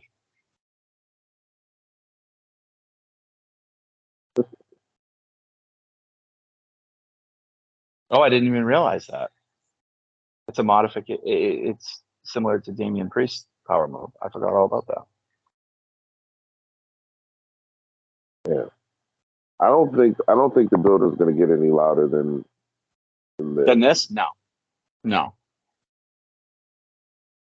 Like I said, the only shot is maybe Brock and Cody. But I don't think so. I don't think so.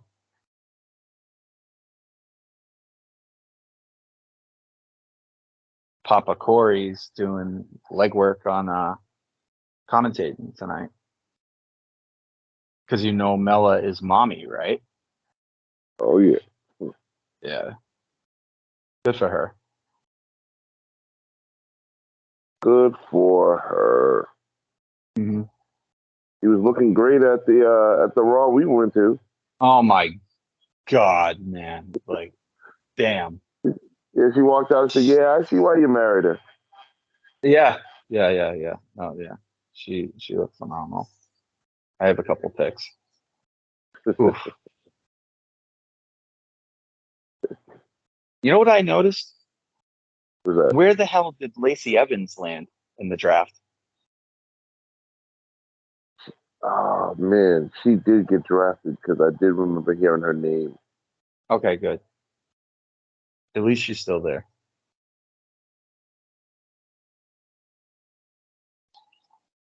Oof.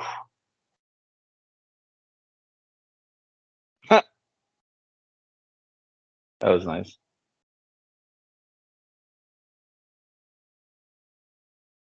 I like how like everyone Puerto Rican is coming out in red, white, and blue.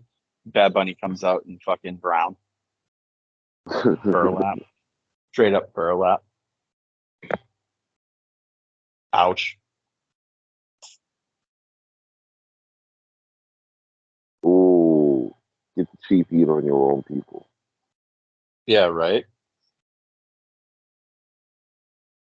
Who put the wooden block there though? That was strategic.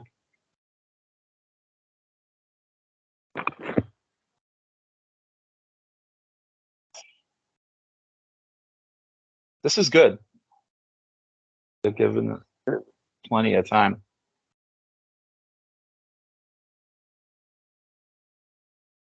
Yeah, like I want to give this. I have no already. idea what the hell that was though. Did you see the kick that Bad Bunny forgot to sell? Priest's foot was just hanging up there. Oh no. Electrical spot or a crash pad.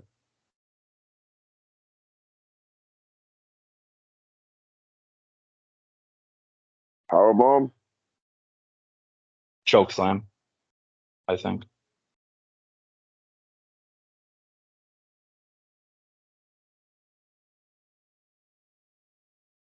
Early farewell tour. Corey's so punny. Oh, wrong. Don't say Michinoku driver again, Cole. Okay. Yeah, maybe the LWO does have a match because you'd figure they would have interfered by now. Well, Same with Judgment Day. So it what is the tag? It's a tag match then because there's only two members of the Yeah, Judgment it Day. would have to be. Ew. Well, I wouldn't. So That Ray wouldn't. and what's his name? The main guy from You know what I mean? Phantasma. I You don't know know what his I mean? damn name.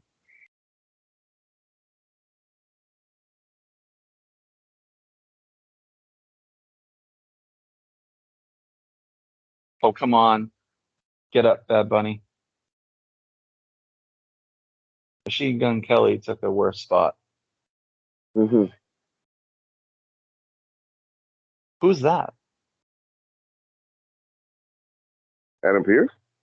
No, the other guy who was in like the baby blue. I feel like he was a wrestler. Maybe I'm wrong.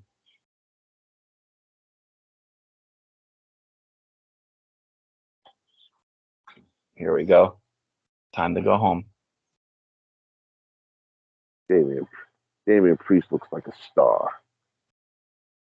He is. I think given the right, stuff to work with, he could be. Way better than his, Nightwolf gimmick he had.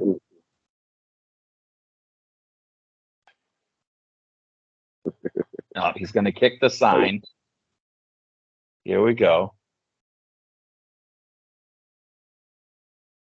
Who saw that coming? Just not a Kindle. Just not a Kindle. Anything but. Damn it! Come Who on, put these man. many Kindle sticks under the ring? Right? Variety. Get Hornswoggle out of there.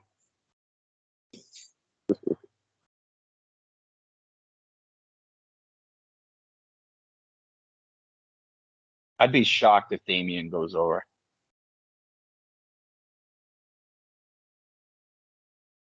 If he doesn't, place is gonna riot.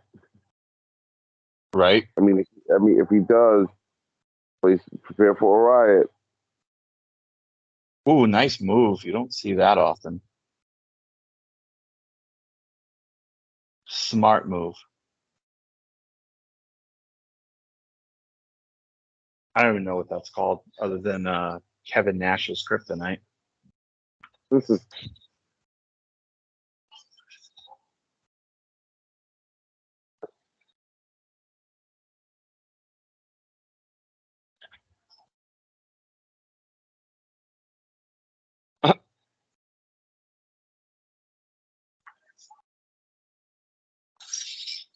well, I can say thus far. This pay per view is Yeah, living up to expectations and slightly exceeding them. I'd say It's so. more of this is more of a spectacle than a wrestling match, but is I still find it very entertaining. Yeah. It's leaps and bounds above LT and Bam Bam for celebrities, which has to be one of the worst matches ever. I need to go back and rewatch it. Oh my God. How they let that main event a WrestleMania is insane. Like the stupidest move retrospectively. Now I've watched that match quite a few times, and I remember watching it as it happened. That was Live. one of yeah, yep, live and my parents, or at least my mother, was watching it too because she's a New Yorker and it's LT, Right. and Yeah. so like it got the buzz it was supposed to, but I remember um in Bret Hart's book he was saying how Kevin and Sean were mad that went last over them. Rightfully so. Like, And I to remember how me, blown up LT yeah. was. He said he was so blown up at the end of at the end of the match they had to carry him. And Yeah, it he was and he awful. said it. Yeah, it was awful. It's right up there with, this will maybe be an unpopular take. The WrestleMania 1 main event. I hate that main event. It's boring as shit once they get to the ring. I know it started it all, but I hate. Oh, there we go. Okay. Okay. Q Ray.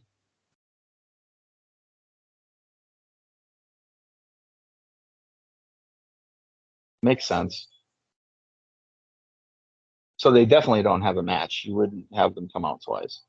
Okay. Here they come now. They have to. There you go. Oh, with the Mr. Puerto Rican, Hall of Fame the Puerto 619. Rican LWO shirt. Okay. Yeah, it's nice.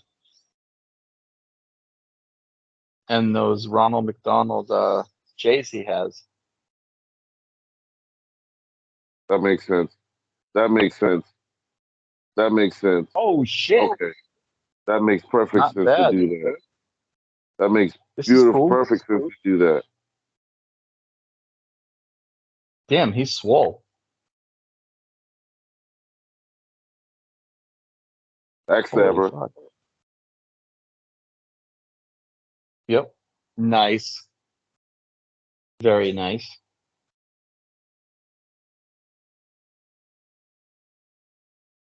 Oh, I just said that, Corey. There you go. Okay, yeah, nothing's gonna beat the Pops in this match tonight.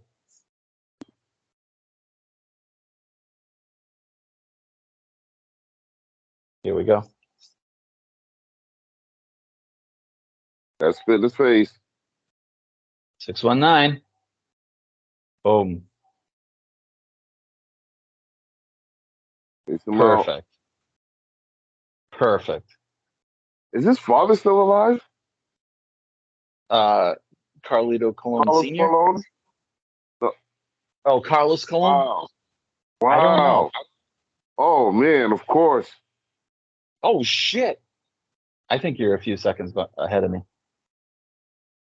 Okay, I never saw this coming. Today, Savio. Oh, I have to turn this up to hear the music he's playing. Los Boricuas. Yeah. Right, Finn?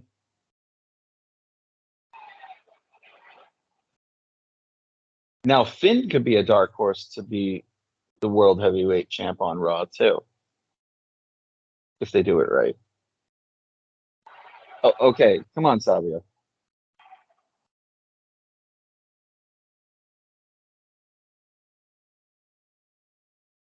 What are they saying? We want Savio. Oh, we want Savio. Okay.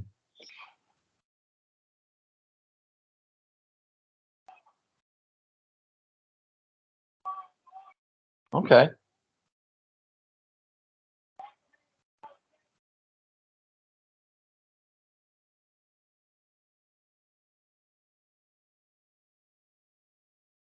They should have had fucking who am I thinking of? They're in AEW. I can't think of their damn names right now. Oh, Ortiz and Yeah. Santana. There you LAX. go. That would have been great. They ain't doing shit in AEW.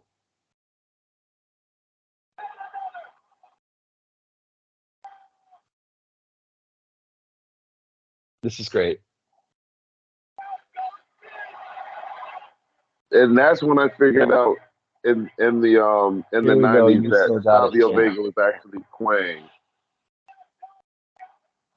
Oh yeah, you're right.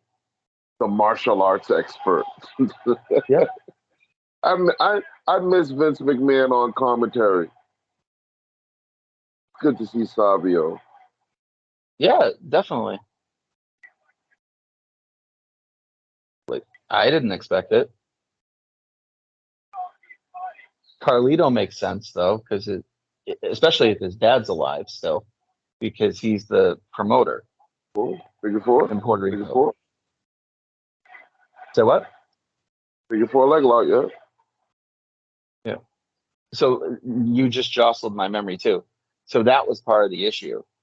It had to do with Carlito Yep. and Carlito's dad. Like there was an agreement that both parties went back on during that 2005 show.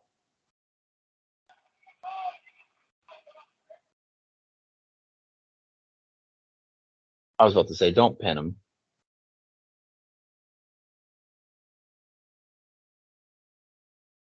That's an awful figure 4. Just because he's so much significantly smaller than Right. the Priest. Right. That's right up there with the Miz's. Not as bad as the Rock sharpshooter, though. Uno, dos. Nice move. Damn. That's right. We're a day removed from Cinco de Mayo, so oh my God. Oh, that was a good spot. This whole thing's good. Oh shit! Damn, that looked like a botch though. So, Ooh. That was ugly, but wow.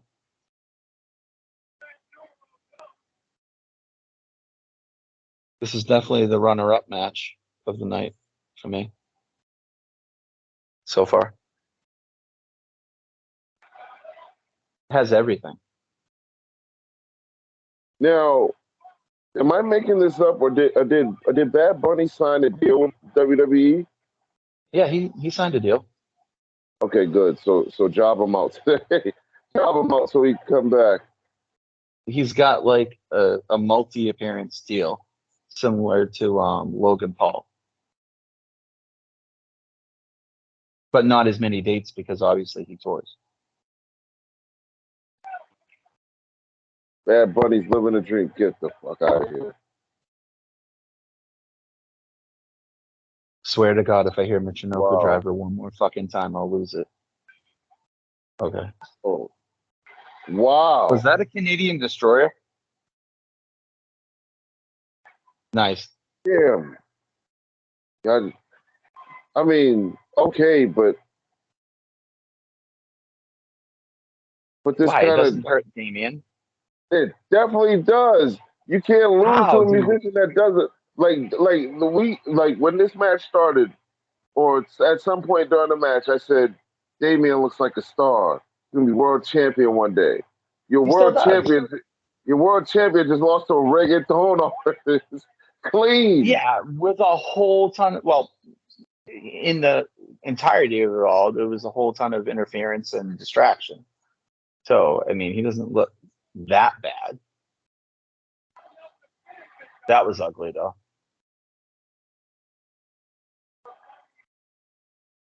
This was good, dude.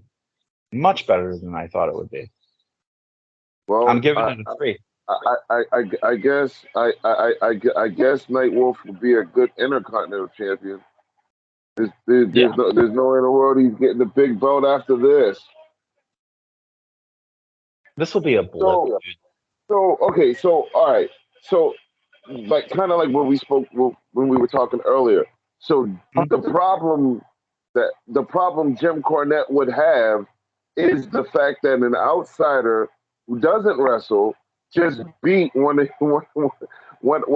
Judgment Day. They're in a prominent spot on the show every week. Right. So this is cool though. I do like this. No, this was well done, I think. I'm talking this spot here. You got Savio here. Yeah. Like Savio is obviously probably just this show, but Carlito might be back, which I wouldn't be mad at. Carlito wrestles at indie shows. I didn't know that. Oh yeah, he's definitely still active, man. He even appeared in a few big time wrestling shows. Oh, okay. All right.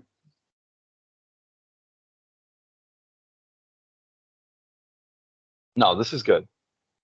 This was done well. And honestly, the way this was done, this could have passed as the main event. Now this is how this is how you go off TV. Right, exactly. So now I think we can probably guess that Vince is like, fuck him. Let's have Brock squash Cody for the main event. Can't send them home happy. I just don't think there's going to be a louder pop than what we saw from Zelina and then this. Like, yeah, I don't think so either. I don't think so at all. Like Ray's pop was minuscule compared to Bad Bunny.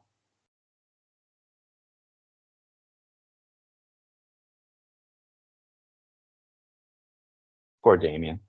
who is that Jamie Ellsworth guy? Damn, and he's wearing a damn green T-shirt again. I know. Charlie Oh, Brown. look at that belt. Look at that Attitude Era belt.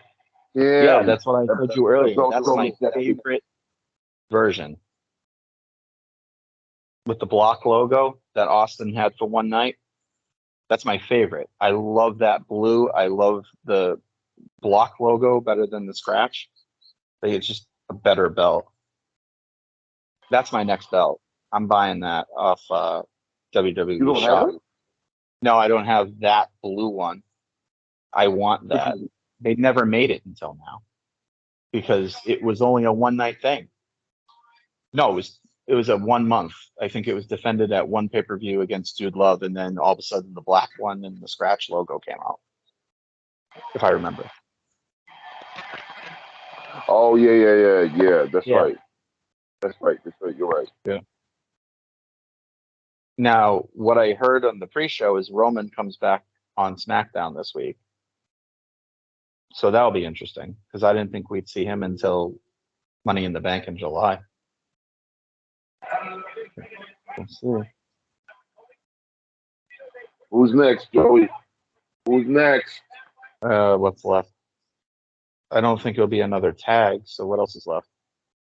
It would have to be. I think there's only 2 left, unless there's an LW. Yeah, it has to be. So I think it's the Bloodline versus Riddle, KO, and Sammy. I think.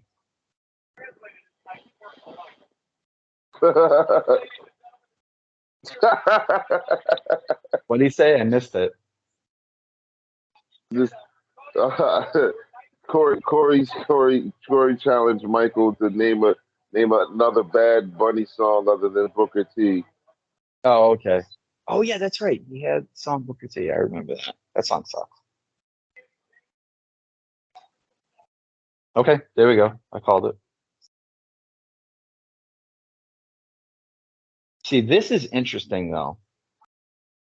This should be the main event. Over Cody and Brock?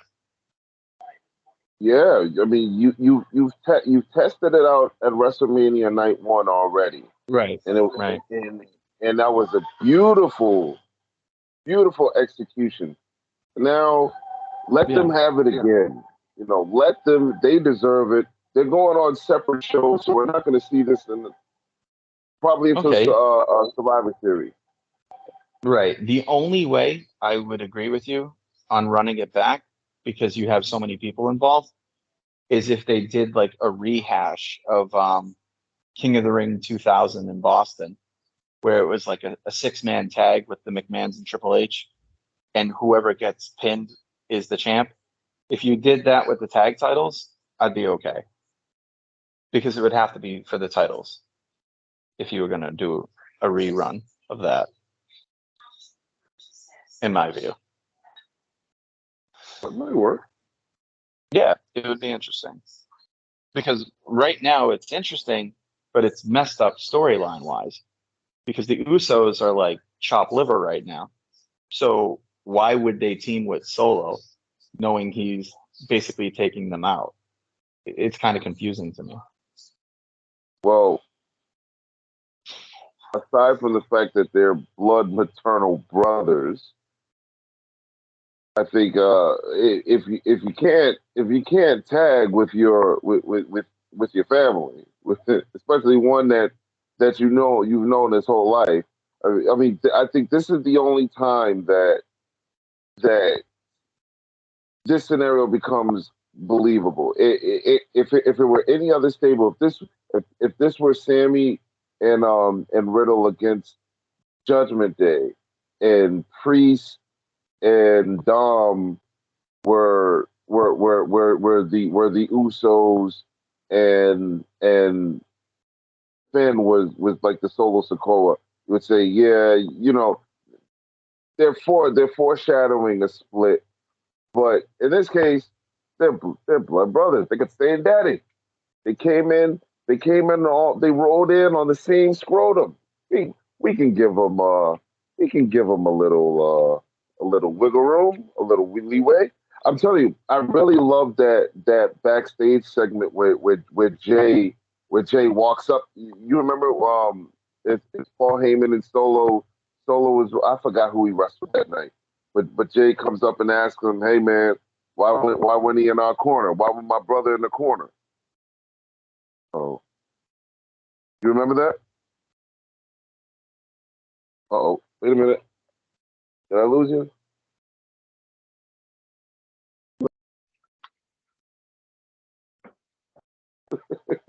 Because I was like, hey, I finished making what I believe was the point of the century. I'm like, ain't that right, Joey?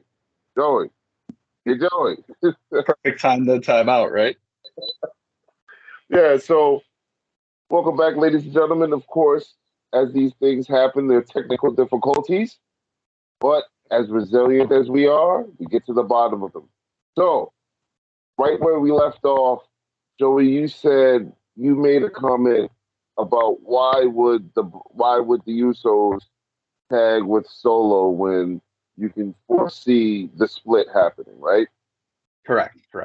Telegraph. So what I was basically, in a nutshell, what I was saying was, we can kind of give, even though it is foreshadowing, we can kind of give that grant that some immunity because they're actual blood brothers. And the example I use, I said if this was Judgment Day, and Damian Priest and Dom were the Usos, and if Finn were Solo, we if the roles were played in the same fashion in the Judgment Day, I would say, all right, it would be stupid for Dom and Damian to team with Finn when you know that he's on the outs. But since the Usos here, everybody rolled in on the same scrotum. Like Yeah. they're brothers. You can grant them some leeway. Oh damn, Sammy's over. Sammy's over everywhere. Of course, the Olay chant, dude. Here. And then Kevin and Riddle got like the generic white guy pop. But no, that is a very good point. But the funny thing is too, is we know they're brothers. Obviously they're Rikishi's sons, all three. But it's not once in a great while it's upon on TV, but they're not treated like they're brothers. It's really weird. They don't acknowledge that much, which I find strange. I'm gonna have to have Stevie ask Rikishi tomorrow that too. What do you think of your sons being separated on TV? But they're on the same show, and and they travel together, and that's another thing with this damn draft. Okay, so we know we know Montez Ford and Bianca Belair are married. We know that Seth and Becky are married.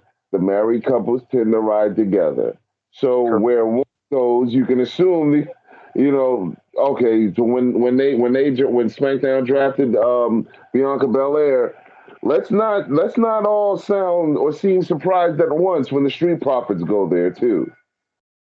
Yeah, which was nice because back in the day they had couples working separate rosters during the draft split. Like I like how they're being accommodating for that. I think that's a Triple H thing.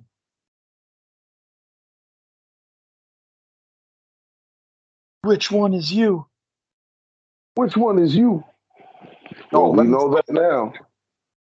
We do, but on SmackDown, Jay was backstage and he had a hat on backwards.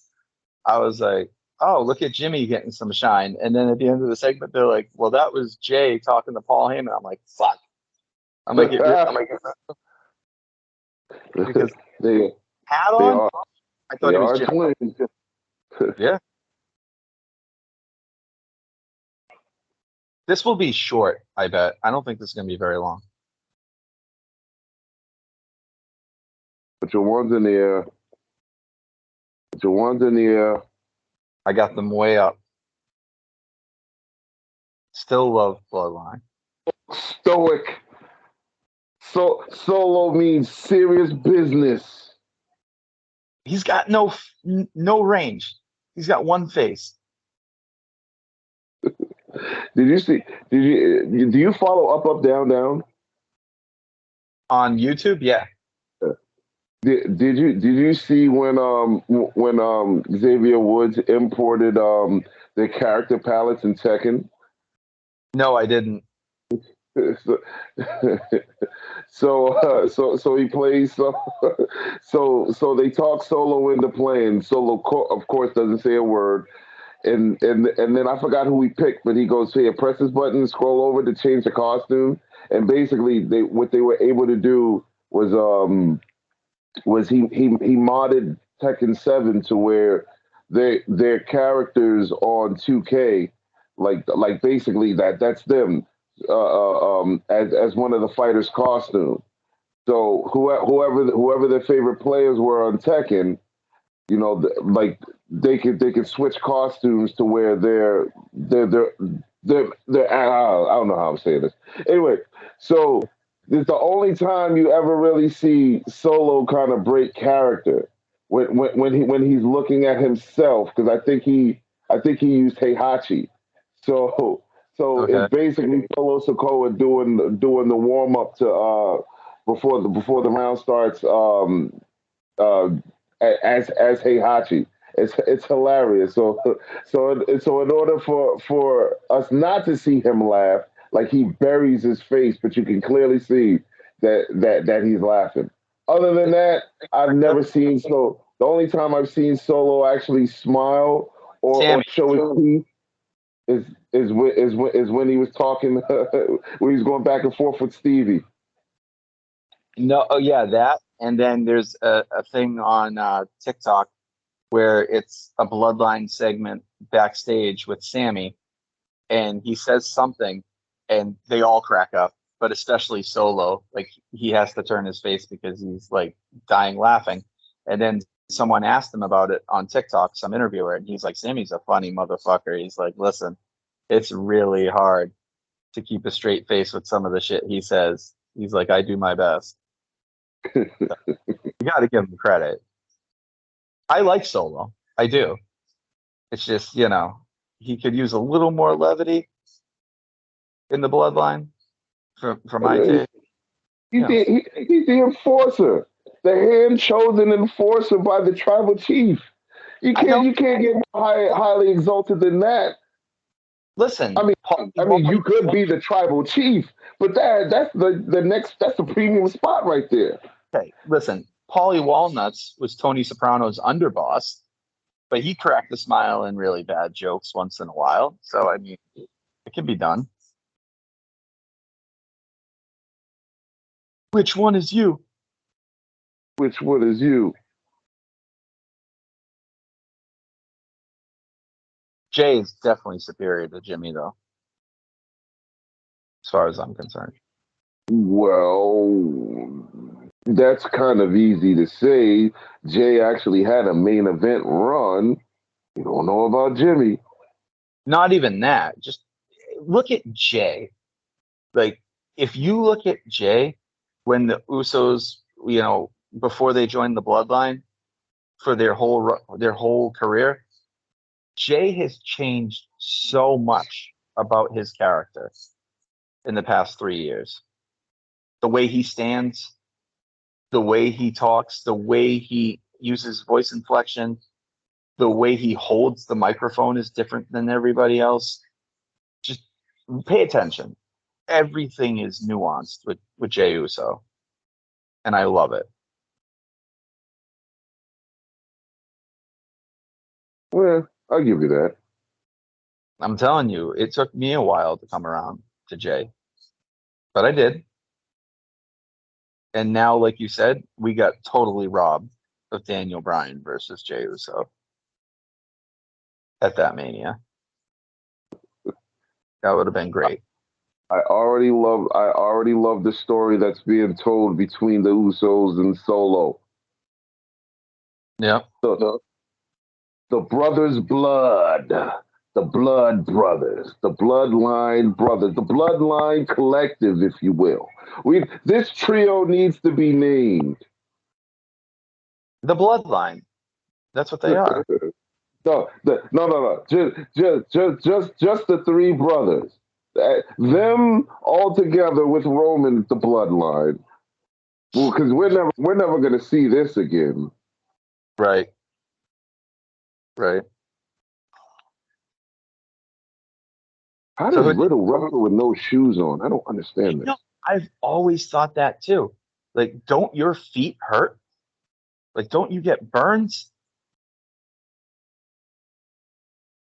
It's jarring too, because he's basically out there in just his underwear. Like, there's nothing, no elbow pad, no knee pad. It's very awkward. Oh yes, at least Solo tapes his ankles up and his heels. Yeah, which is cool. I also like how Solo has touches of Taz with the towel. Like, I've always loved that gimmick. Samoa Joe always comes out with a towel too. Yeah, he used to. Yeah, you're right. Not in but the towel gives it a real fight feel. Yeah, agreed. I never understood this move. And if they're listening, I'm not going to name any names, but there was a couple of children in the neighborhood who me and a few of my homeboys tried that wishbone move on. That as a grown man, I'd like to apologize to. I'm not going to name your names, because y'all know who you are. Did he scream? Don. Oh man, they screamed. we were menaces. We were absolute menaces. But it was all Donnie's fault, and I apologize. There you have it. Fences mended. Oh man.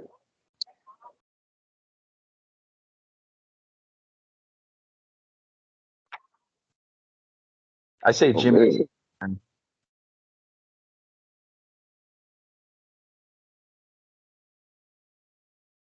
But that's too telegraphed. What would be real interesting is if the Bloodline won. But yeah. I don't think it's gonna happen. Yeah, because they separated them. This is like like it's set up for the Bloodline to lose so they can have the inner turmoil. Exactly. And my guess is they're going to bring in another member pretty soon to flank Solo, if I had to guess. Yeah, I mean, Tamina is right there, just waiting to be led into the Bloodline. Yeah, because you're not going to have Roman feud with them with Solo. I don't think they'll relegate Roman. I could be wrong.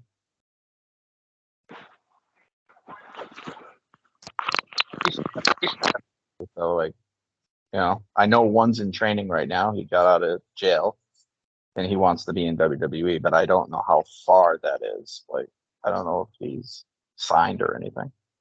Nice drop. What about they can? I know she's in NXT now. They can do the Rock starter.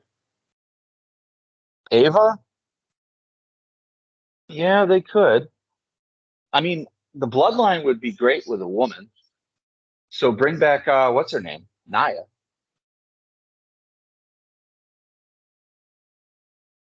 Yeah. Like it. I like your original plan the best when Naomi was there. Naomi was paper made. It was perfect to have her be like the dominant woman of the Bloodline. That would have been great. Technically, it wouldn't have been Bloodline but it still would have worked. I would have thought. But Tamina or Rock's daughter Ava or Nia Jax would be a nice Yeah, fit. I think so. I mean, so Naya has dropped like 40 pounds. I She's being saw. coached by Charlotte Flair. If she can improve her wrestling, then bring her in. But if she's a botch fest, then keep her out. Well, she You know? was just. Well, I think the plan is to bring her back. I I think so. just saw a few days ago that she just posted a video on Instagram where she's in the ring working with Apollo Crews, Oh, with nice. with Dawson from the Street Profits, and somebody else, and I think a developmental coach. Can't remember Okay, offhand. she's definitely going to be coming back. I'm assuming because I know Charlotte Flair is coaching her on her weight loss and helping her with that, and she doesn't need to like it's a for Naya, you don't want her like skinny as a rail because part of her thing is she's imposing, but she could be a little trimmer and still, a threat. But like I said, she has to improve her in ring badly because she's a danger and a botch fest, you know? Hmm. But what I don't get, in all honesty, is Jimmy Uso is so close to Roman. They're at the top of the card. They're completely protected. What kept them from re-signing Naomi? Like, how did that work out? And if you're Jimmy Uso, aren't you fucking pissed that your wife is gone? Like, I never understood that. Mm. Well, I mean, we see it. Zelina Vega, Rhea Ripley. I mean, they're not married. They're not married to to Buddy or Malachi, but you Right. know, but, well, I at least know that Zelina and Malachi were in a relationship while they both were there. Yeah, no, I get what you're saying. Yeah, that's where they started the relation. They were in a You know what? relationship with You know WWE. what? Bring back, make a call to Phil. Ask, hey, I know you're under contract with Tony, but is AJ interested? AJ Lee interested in coming back? Ooh, for Punk? Yeah, That I mean, listen, there's so Charlotte versus AJ Lee, beautiful. Bailey versus AJ Lee, beautiful. Bianca Belair versus AJ Lee, beautiful. There's just so many. Oh goodness gracious! I can reel off AJ Lee versus everybody in the roster. yeah, she Right. was really good. I loved AJ. But no, like with Naomi though, to me, like from what I read and heard from Naomi, basically what her is holding out with Sasha because she wanted to come back a lot sooner. And Sasha's like, no. So she held out. And then Sasha signed a deal on her own, and Naomi was left in the weeds. But what I don't understand is wouldn't that make the WWE want to bring her back now that she's, no longer with Sasha? And if you're Jimmy, don't you want your wife there? Like I don't get it. You're at the top of the card and you can't convince management to take your wife. Like it's confusing. If you got Brandy Rhodes in the WWE, like come on. Brandy, Brandy, Brandy. She hasn't appeared yet, other than at Mania. I figured she'd be, in the women's division at some point. Oh man, when Brandy shows up, I personally like Brandy. I love Brandy as a person. As a talent, she's okay. She's questionable. AEW was so crazy because first she was in like was she in the Dark Order or something? I remember Brandy? her being Yeah, I remember her being in a stable for like 2 weeks, and then just randomly just being normal again. Oof. I must have not watched those 2 weeks because I only knew her as the Nightmare Family, to my recollection. But you might be right. She might have been. I know she wrestled for in AEW a couple times and it was awful. But no, I don't remember a stable. It could have been. We'll have to look at that later. This whole pay-per-view is great. Whoever put these matches together, they did a great job as far as the court, the working of the match.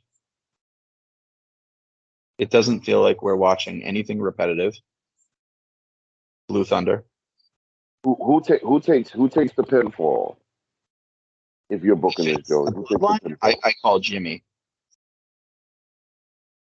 That's my guess. But yeah, you're just throwing Jimmy out to the wolves, man. Good Lord. It won't be Solo. It definitely won't be Solo because wait, where is Solo?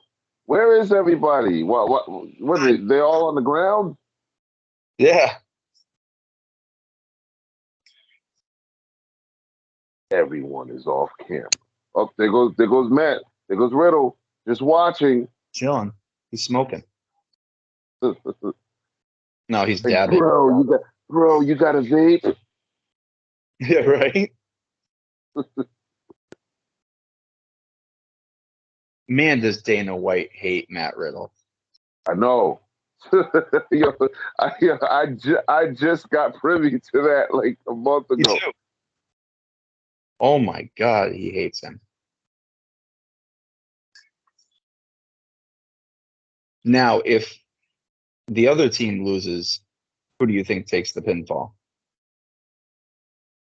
I don't think. Here, Kevin. Yeah, I would say Kevin, because if they're losing, then that's going to be signs for that team to split. Yeah, I would say Kevin. Tag team division is in the WWE is just, it's not lackluster, but it's disappointing because they have good tag teams. And I think that on any given night, the tag team match can be the best match on the card. Agreed. We saw it. We saw it at Mania. It's your fault. Look, oh man, look at the emotion that's captured. I know. He's so good. That's what I'm talking about. Like, move this man up. He's ready.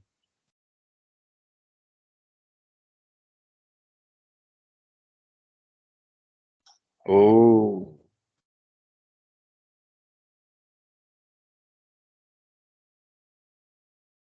Sit down, son. No, there you go. I like it. I like it. Okay, I'm calling an audible. That would be great if they cost Solo the match, because that would make Roman go batshit. Oh, right? They'll definitely give something to talk about on Friday. A haluva kick. Dude, I hate that. I love that suplex, but that corner suplex scares the shit out of me anytime someone does it. That's it. It just never seems like no. I know they know how to take it, but it just seems like there's just so much margin for error. Yeah, exactly. Even when Taz used to do it, like it just seems like it's a car crash every time. I love the haluva kick too. Uno, dos, 10. 10. That's so great. I love that show. What's Solo doing? Oh, what's Solo doing? Who's getting the spike? There go Jimmy. There you go, Jimmy. Redeem yourself. Joey doesn't like you, Jimmy. Damn it. There goes Jimmy. Right? Aw, damn. And I'm right. There you go.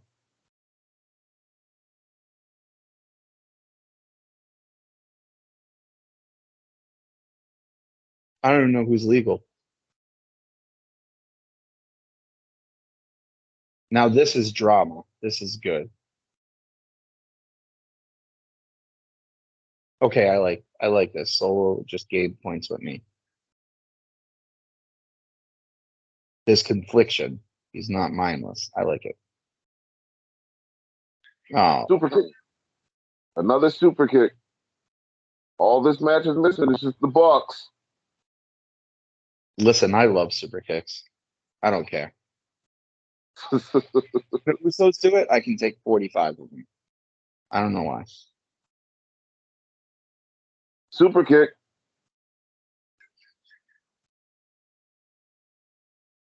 Yep. Super kick party. I haven't even Super counted. kick. What the hell was Ooh. that? That was a super knee. Oh, that knee, that ripcord knee is brutal.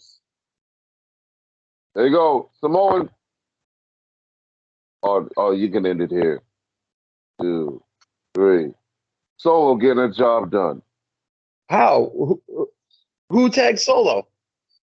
I didn't even He see tagged it. himself. He tagged himself. Okay, all right. I missed it. Throwing against the ropes. Okay, I can respect this. Yeah, Jimmy, get in the middle. Get in the middle of them. Look at Jimmy smiling like he did anything.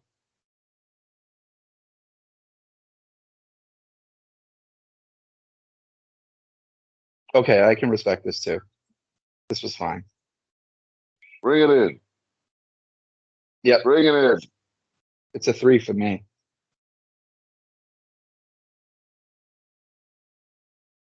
I like it.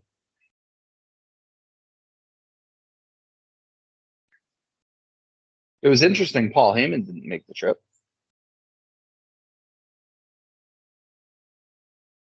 Paul Heyman only travels with the tribal chief. The Yeah, pay-per-view. true. Did you see Raw when Seth Rollins was in the ring and people were singing the song? And Paul Heyman's like, I'm trying to talk to my tribal chief to the crowd, tell them to stop singing. That was great. That was so good. Damn, Riddle. You're the I new respect. age Ziggler. Getting jobbed out by Sheamus. Put the one up, Solo. Don't worry. Solo versus Stevie Oaks. Solo's finished. Yep. WrestleMania 40. Biggie. Oh man, I would love him to come back. But I don't know. Yeah, because he didn't get drafted, right? It was just Xavier and Kofi. Yeah, so like somebody had asked him when is he coming back, and his Right. answer was, oh, I'm trying to remember verbatim what his answer On the was. lines of if it's health and safe, feasible, Yeah, he something could like see that. it. Yeah. It's not sure yet. From what I read, it was like he's still gauging if it's the right thing, if I recall, right? Right. And then I think he said something to the effect of, but even if I'm not wrestling, I would like to have a role. Like there's something, I could see myself doing. I do remember him saying that. That was a that was a dumb spot for him to take anyway. Like That was I Matt. I mean, what's his name? from Who did it? famous and what's the guy's name? The guy I forget his name. Boogs? I can't remember his name. I can't I can't remember his remember. name. Rang. But man, it's just like so I forgot who I was watching, but or who I was listening to rather. But they were talking about how Lex Luger. Now Lex Luger never went to the top rope or anything. Like Lex Luger wrestled a safe style. that ensured that he'd be wrestling a long time. Like Yep. like there's certain spots I just wish that they would get rid of. Like, whenever we're watching pay-per-views together, I cannot stand an apron spot. That just is that spot is accident so waiting to scary. happen. Both apron spots, the power bomb and the what is it? The brain buster on the apron is the worst. I think that always terrifies me because you'll kill somebody. You hit that wrong. Legit. You know, Like, that person will die. Yeah, the apron bomb, you'll hurt somebody really bad if it like lands on the kidneys or whatever. But they'll probably survive, But the apron brain buster, I can't believe they do that spot. It's such a dangerous spot, I feel. But yeah, to your credit, what you were saying, Big E never should have took that move. One, it was SmackDown, and that was such a like high risk move that you do it like a big show. And two, the size of him compared to the person who was doing it to him was a really dumb move. Like, I don't know how they thought that was safe with clearance. Like Big E, yeah, it was awful. That was awful spot. So, but hopefully he comes back because Big E is a lot of untapped potential, I feel. I was really liking his title reign until, what's his name? Brock killed it. Like he kills everybody else of color. You saw the thing I sent you, right? Yeah. All champions of color he destroyed at one point. The Rock, Kofi, Big E, Rock, Big E, Bobby. I'm saying, right? I'm about to start spelling Brock, BROCKKK. Good Lord. He's destroying all of us. Yeah, I was trying to think of something funny. That's why I was like pausing, but I was like, I can't think of anything. So I just said Brock. But I had a pun. I just lost it. But yeah, that's crazy. Like Vince is like, oh, we got a black champion. Send in Brock. Al Sharpton was a guest host on the show, so we fulfilled our obligation. Exactly. Send in Brock.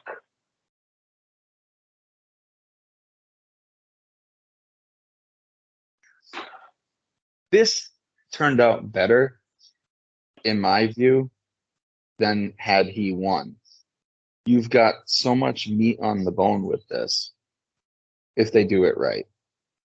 I feel. And that's a big if they do it right, Joe. That's a huge if they do it right. If right now, because creative is so topsy-turvy. But you agree with me too. Cody's injury was the biggest disguise that he could have had when it happened, because had he been completely healthy, he would have had great matches. But in those 9 months, if he was undefeated and like the smile code, people would have got sick of him by Mania for sure. I think you have to be very, very careful with Cody. With Cody and how you book him in. Coming to think of it, like I know I said that the fans are going to turn on him like month 3, but I honestly believe that the WWE fans they're really on board with Cody because he was the first person to go and return from AEW. So I think that that granted him some respite, but nevertheless, I do think that you can that if he's booked as a super babyface and he does the Super Cena deal, that they are going to turn on him quick. Absolutely. And if there's anybody else that can rival being a top baby face, I think they're going to side with him, side with the other person. Meaning, so when they didn't put the belt on Sammy, I said, "Oh, Sammy's a big deal." You know, the people that where everybody's behind Sammy. Can they be behind Sammy and behind Cody at the same time? Has that ever Right. happened outside of Stone Cold and The Rock? You're good point. Like, so as far as I'm concerned, for this year, the booking from January 1st to WrestleMania was nearly flawless in every way. You know, Sammy losing in Montreal, you know, looking back on it, it would have been short-sighted to give it to him then. Same with Cody. The problem is the night after Mania this year, they just shit the bed. Like there was no direction. Like you got Roman avoiding him, and now with Brock. Like as soon as they brought Brock out, I told my cousin, I was like, "Who the fuck doesn't see Brock turning on Cody in the main event?" Like, listen, when Brock Lesnar smiles, it's a bad thing. Always. Good observation. Yeah. Here we go, Cody. Cody is great. I've been on Cody's train. Stinted Cody. He is so underrated. And when he left and did the indies and became, you know, NWA champ and everything, I loved it. RH champ, I was on board. He's proven himself. Like he is a superstar. You know, problem what they've got with him now, Roman gold their way back.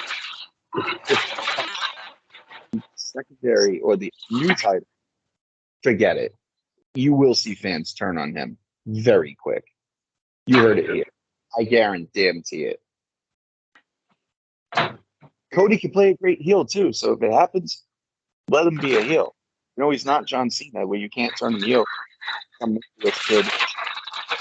Yeah, but I mean, yeah, yeah. Cody can be your top heel, you know. But I'm too invested in this babyface Cody, wanting to Me see too. him win a world title for that to happen. I love it. I just don't want him to cop out. Like, you know, have faith, go with the story. He gets beat by Brock tonight, which is what I think will happen. It causes, you know, doubt and everything, and all of a sudden it causes a fire in Cody. And the next match with Brock is some crazy stipulation where Cody goes over definitively. That puts him on the road to Roman, which the only way he could do it is by winning the Money in the Bank. You know what I mean? What I think's going to happen, again, I'm not the booker, but you know I'm usually pretty good. I think Cody loses tonight, gets a rematch somewhere. I'm not 100% sure. But going into Saudi, the match at the pay-per-view will be Cody and Seth for the world title. And Brock will cost him. And that will set up the rematch and frees up Seth. That's what I think. I could be wrong, but I doubt it. I was really enjoying Facebook. Yeah. Say that again? Brock looks huge. I said Brock looks huge.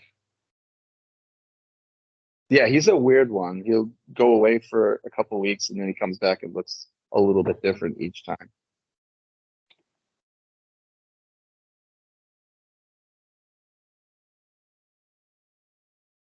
Here we go. You know, it's 10:50 right now. I don't think Yep. this pay per view goes past 11 o'clock for some reason. You think so? I think something fishy's up. We're about to see something interesting happen. Okay. Let's see. I say 11:15 it goes. This ain't Tony Khan. 11:15. Either that or the Jets running right now. Brock's like, I'll be right back.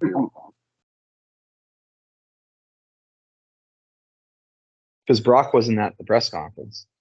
He's like, I ain't doing that shit. Now, did you watch the press conference? No. It's like 30 minutes. It's on Peacock. The only thing I didn't like with the press conference is Triple H introduced Cody, right? And then Cody was doing his thing. But before Triple H left, he did like the underling, like personal assistant of Triple H thing and introduced the promoter and like did the corny, like thanking, certain people, which is Triple H's job. I'm like, man, such a suck up. Don't be a suck up. You're the guy who destroyed the throne.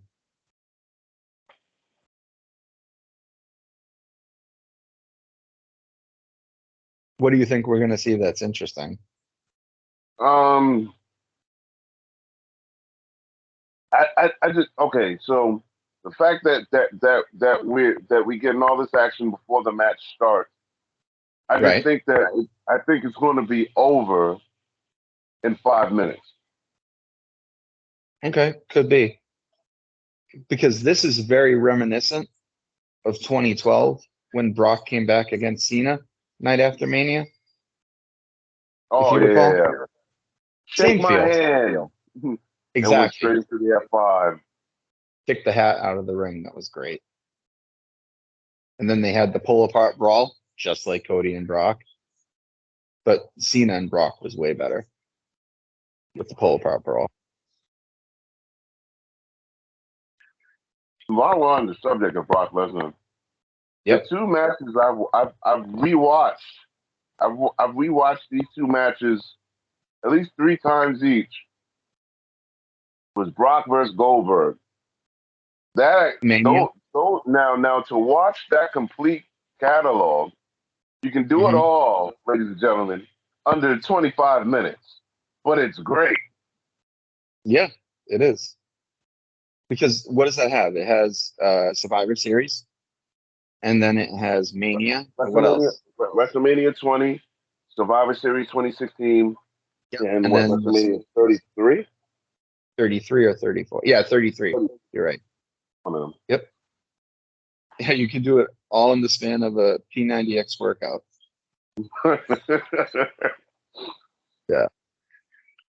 Now, you know what Brock Lesnar's worst pay-per-view match I think ever was? Let me see. Him versus Cena at I think it was SummerSlam. If it wasn't SummerSlam, it was the pay-per-view. Squash match? Yeah, the squash where it was just suplexes. That match sucked, dude. I get the point of it, but that match sucked. It was surprising. I hate that match. It was horrible. You could have achieved the same thing by having Cena lose at the end, but I get why they did it. You're talking about the one when Cena grabs the mic and cuts the promo after it, right? No, that's the one where Cena won. That was Extreme Rules right after WrestleMania. It was their first match. Cena won. He cuts the promo and says, "It's gonna go away." No, I'm talking the one where Cena was the champ, and they had the panel of legends. Like it was like Hogan, Booker T, and Foley before, and Bret Hart too. The Raw before the pay-per-view, and they were all, and then because Bret was like, "Yeah, you're gonna lose" or whatever. All respect, and they built up the match, and it was just like 11 minutes of Brock suplexing John Cena. I think he got one move in LA. That's right. Okay, yeah. Awful match, man. Horrible match. This is okay. Yeah. Let's see. The pandemic robbed us of SummerSlam. 2020 was supposed to be here in Boston. Yep, sure was. What was that main event? SummerSlam. That's when Roman came back. No, didn't he come back at Payback No, during I'm pretty sure it was SummerSlam. oh, for a match with SummerSlam, but he came back at Payback during Oh yeah, yeah. yeah, He came back and wrestled, but he returned at SummerSlam. correct. Um, the beginnings of the tribal chief. Now imagine had that happened in Boston. Oh my God. Oh, dude, imagine if that happened in front of a live crowd. Like it would have been magnetic. Like that whole time, had it happened in front of a live crowd when they were building it, would have been like unbelievable. So like that's why it's such a testament to how well it's gone for 3 years. Like how it started was bare bones and they made it completely work. Yeah, th- this is why I'll always have a soft spot in my heart for Drew McIntyre because he Same. really truly deserves a live crowd, a live audience pop. I swear to God, you're reading my mind because that was going to be the next thing out of my mouth was going to be the unsung hero of the pandemic era to me is Drew McIntyre. Like he had that happened in front of a live crowd would have been incredible because of the build up to it was so good with him eliminating Brock at the Rumble. Like that would have been, oh my God, that would have been awesome. We got robbed there too, but we got the Boneyard match. So AKA the last episode, the Are You Afraid of the Dark series finale for me. I exactly. like the Boneyard match. I liked it. I think that was Good. among all the production matches That that was was the best one. definitely, but definitely was the best, I feel. I actually rewatched it the week of Mania. I was watching all the Mania main events up to when you came over. And like that match is great. Like fucking AJ's commentary, he's like, "Does Michelle know you're out late? Come on, old man. Come on, old man." And then Undertaker soup boning him, going, "You asked for this, boy. Hey, AJ." And he's like using his real name the whole time. He's like, I forget what AJ's real first name is now. Do you know it? No, not offhand. Get it? But he All was right. calling him by it the whole match. It was great. So this is wow. I didn't even see if he bladed himself. Okay, so this is interesting. This is I don't know if interesting. Brock with color at this part of the match. This is interesting, and we're right around the time where I said this match would be over. And it's this could be 10:59. dangerous. Brock with color might make him fucking super pissed and go all Randy on him. Like, I don't know. That's a bad cut. They need to like make this shorter just for Brock's sake. That's an ugly cut. I didn't see him blade. I hope he did. He got open that way from the turnbuckle. That's awful.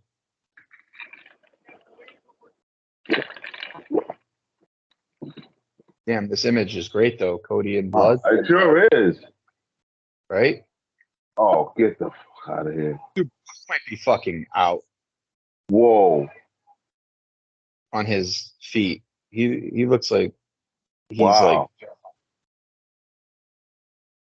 Oh no! damn. So it would have been, it would have been more dramatic had he did Crossroads 3 times. I agree. I There goes agree. that James Ellsworth guy with the hat and the t-shirt and the beard. And he's not even like he doesn't get into it. If you notice, he's just there, Yeah, he's just like, hey man, these are my family comp seats. right? He's like the guy who was at Raw with us, making all the cracks behind us. Whoever that dude was, Whoever that guy was. he was hysterical. This is interesting. This Oh, can end God. here. God damn it. That's it. This is the Fuck. thing I don't like. I don't like when they keep kicking out of each other's finishes. Why? I love fin- that. I think the finishers should be protected. Nah, that's I like the multi-finisher kickouts in certain matches. It adds so much, I feel. Like, think of WrestleMania X7, in my opinion, the best main event of all time. Austin and The Rock kicking out of each other's finishers over and over made that match so great. Now, you don't have to do it on the Raw and the Dynamite all the time. I agree with that. But something like this, absolutely. Oop, Kimura. You know what? If Brock Lesnar loses consciousness, He's going to break his arm. if they had this match like Brock loses consciousness right here. Yeah, dude. Oh, you stole it. Okay, that's I'm not mad at that. Nice. I'm not I mad love at that. it. That's great. Listen, I give Brock credit. I'm shocked he did this for himself at some point and deck the fuck out of him, knowing Brock. Like, I am really shocked. That was great. Okay, so you know what? Now my point I made about Saudi, I bet you stands even more because it makes sense. Cody got a fluke win. Let's say Cody's going for the title now. Brock comes and costs him the title. Oh no. No, this ain't a one and done. No way. Okay, I didn't expect that. That was good. I don't know. Like I just.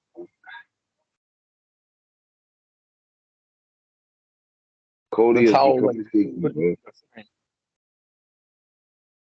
that was good. What do you give that? I give it a 3.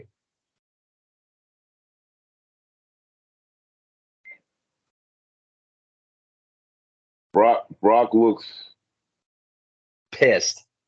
Yeah, he really does. But who do you blame? You blame Brock. He's the one who took the fucking fall on the turnbuckle. Yeah, right? Yeah.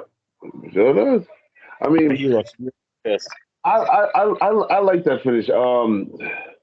Okay, so now I can elevate Bianca Belair and Io to 3 count because I think that's the best match on the card.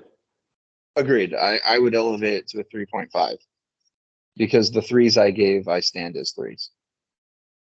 And there was quite a bit of 3s on this card. For me, you had the tag match. That was a 3. Bad Bunny and Damian Priest was a 3 for me. I gave that 3, the tag match? Absolutely. That tag match was really good. And the ending with Solo and Jimmy and, Jay afterwards, yeah, that's a 3. This wasn't a 3. I don't even remember us ranking that match. Wow. Okay. Yeah.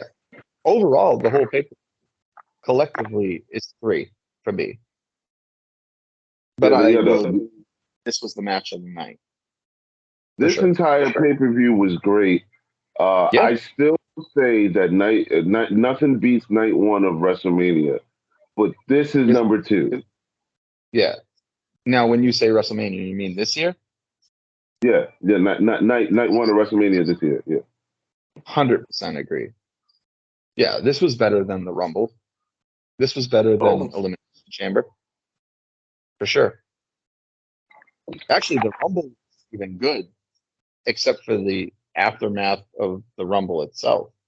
I mean, not the aftermath of the Rumble itself, the main event. That was the only good thing. Otherwise, it's pretty, passable. And then Elimination Chamber was a one-match show with Sammy and Roman, which was stellar. Mm-hmm.